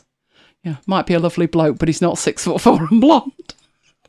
Oh, do you remember that one I used to watch? Forever Night. Oh yeah, Forever Night. It was a Canadian series. It used to be on late on a Sunday night, and I just got hooked on it. Oh, this was years and years ago. It's like Forever Night. Oh, I love that. He was a vampire, but a good vampire. Oh, I like that one. Never mind.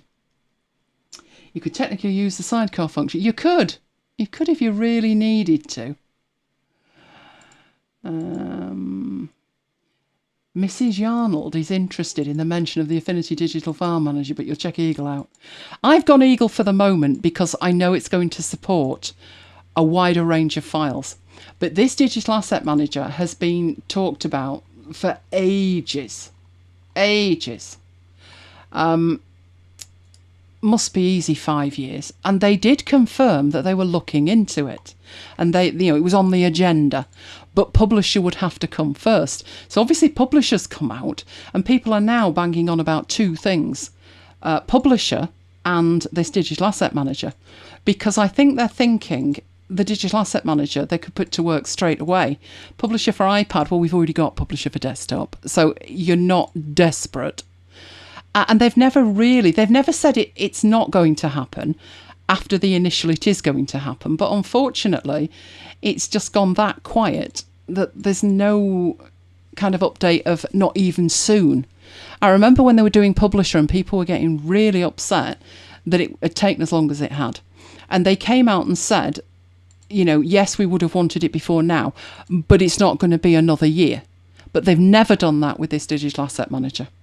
And the other issue with it is, where I would go for Eagle right now, is they've never said what exactly they mean by digital asset manager. They could mean Eagle, in which case most people would switch to the one from Affinity for full compatibility, etc. But they could mean Lightroom. They could mean it's like Lightroom, which that's not Eagle. Eagle is for managing a range of different digital files. It's not for managing a library of photos, because it doesn't have photo editing capabilities in it. So they've never even clarified that. We're just calling it a digital asset manager. Affinity Digital Asset Management. Some people refer to it as Affinity Bridge, although that's not an official title. But your guess is as good as mine as to how long it will be. If you have a look on their forums, people have mentioned it, but possibly a long time ago now. Interview with the Vampire, that was the one. I think somebody bought that for me years ago. I couldn't get into it, and I haven't seen the film.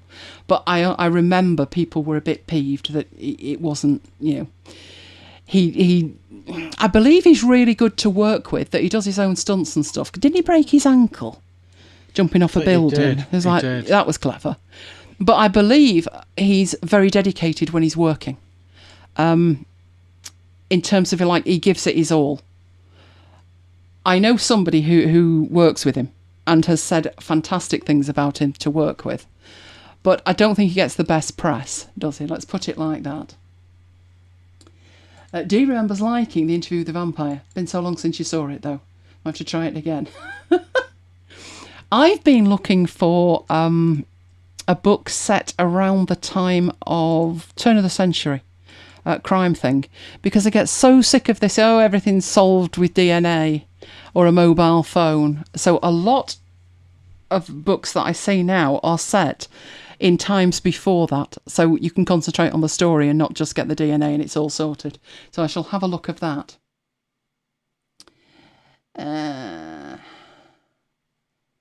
Patricia's looking at Notion. Do they ever have a one-time fee? Notion's free, Patricia. If you're using it for just you, it's totally free. Mike and I pay because we are sharing the space. But if you have all your data and nobody else has access to it, then Notion is totally free. It used to be free for 1,000 blocks, which went literally nowhere. But they changed it so it's as many blocks as you like. What they took away, because that would make no sense, would it? They took away the ability to collaborate. But if you don't need to collaborate, it's totally free. Dee's heard that he's a nice bloke too. Yeah, that's what I've heard, that he really is a nice, genuine guy, but he doesn't get the best of publicity. And I don't think it helps when he's cast in things that he's clearly, like, not what was intended. My mum never got over somebody who was cast as Sherlock Holmes. Oh no, who was it? I think it was Michael Caine. And she was like, are they kidding? Are they kidding? And she described in the books, I hadn't read the books at this stage, she described how Sherlock Holmes was described in the books. And he was like wafer thin and this hooked nose and a very like intense. And to look at, Basil Rathbone was Sherlock Holmes until Jeremy Brett. And then Jeremy Brett was Sherlock Holmes. And he was a fabulous guy. Loved that guy. He was amazing as Sherlock Holmes. So Mum liked him as Sherlock Holmes, but when they had the temerity in this film to cast Michael Caine, I mean, no, this is just, where do you start with what is wrong with Michael Caine and Sherlock Holmes? And I think Watson was even worse. Do you know, Mike, that the first person to play Watson with Jeremy Brett is the father of the guy who plays Strike? No. He is. No, but I do know that my dad played Watson. Oh, I could see your dad as Watson. Thank God they didn't put him as Holmes. No, he's not a Holmes, but I could see him as a Watson. I've forgotten who played Holmes. Somebody tall. Right, let me get back up there. There was an it's free. Yes, it's free. It really is free. Notion is totally free for personal use. Now, if you've been... you'd gone to bed, Peter. He's back. I'm talking to JT Arts and Media here. Going through all the old videos, I had the impression it was subscription only. It was originally. So if you wanted more than 1,000 blocks, you had to pay for it. But it changed about 18 months ago. And what you were able to do initially, when you're watching these old videos, you could collaborate with as many people as you liked, but you could only have 1,000 blocks. And they changed that and said, right, you can't collaborate with anybody, but you can have as many blocks as you want. And for most people who weren't collaborating, that was manna from heaven. There are about 3 different levels of subscription. There's a personal subscription, which doesn't actually get you that much more than the free one. Then there's a collaborative one, which is the one Mike and I are on. So we both have access to the same space, and we both have equal access to the same space. And then there's an enterprise level one, which is like, they need a kidney, which hardly anybody's using. So the free level now is probably going to be fine until if you ever have the need to share, and then you would need to pay for it. You can share one way, but you can't collaborate. So you could make a page public and let people look at it, but you wouldn't be able to let them do anything with it without being on the same level that Mike and I are. But if it's just for yourself, it's totally free. Right. It's free on iOS too, if it's just you. Yes, it is. Totally. It's exactly the same account. I love Benedict Cumberbatch. I do, Renee. I think he's fantastic as Holmes. Funny story with that was my mother decided in her wisdom, she watched this thing and, was it Rupert Graves? No, is it Rupert Everett? Tall fella. Hook nose, dark hair, I thought he's Holmes. She's not going to moan. She watched this thing and never stopped moaning. I never heard the end of it, how he wasn't Holmes and that wasn't a Sherlock Holmes story and blah, blah, blah. I thought, I am never going to say there's anything ever on again. She can either watch Basil Rathbone or she can watch Jeremy Brett. And other than that, not mentioning Sherlock Holmes. When what happened, they brought up this new Sherlock Holmes with Benedict Cumberbatch. And worse than that, they were setting it in modern times. And do you remember me saying to you, Mike, I'm not telling her. No, just turn the telly off. I'm not telling her. And she found out and she said, I'm going to watch it. I said, please don't. Don't you remember what happened with Rupert Everett? And she said, no, I'm going to watch it. And I said to Mike, we'll get nothing but like 3 months of earache. She watched it, absolutely fell in love with Benedict Cumberbatch. That was the end of it. She watched every single one. She loved it. Oh dear.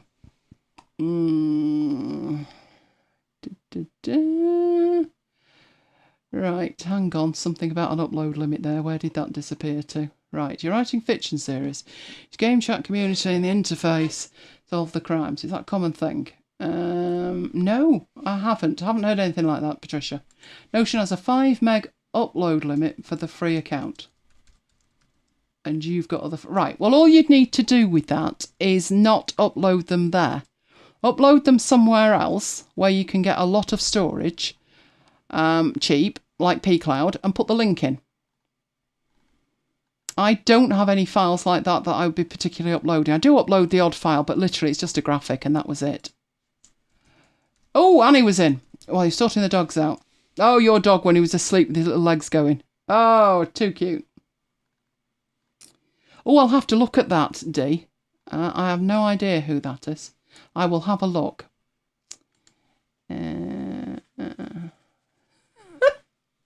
Right, okay, then if we've got no more questions, we will head off. Now it's Sunday. And we will have something to eat, but it won't be donuts. Will it? Because we haven't got any. No. No, but we will find something. There you go. We will find something. And we will be back next Friday. But for the moment, I'm going to say good night from me. And good night from me. And we will both see you next time. Stay safe, guys.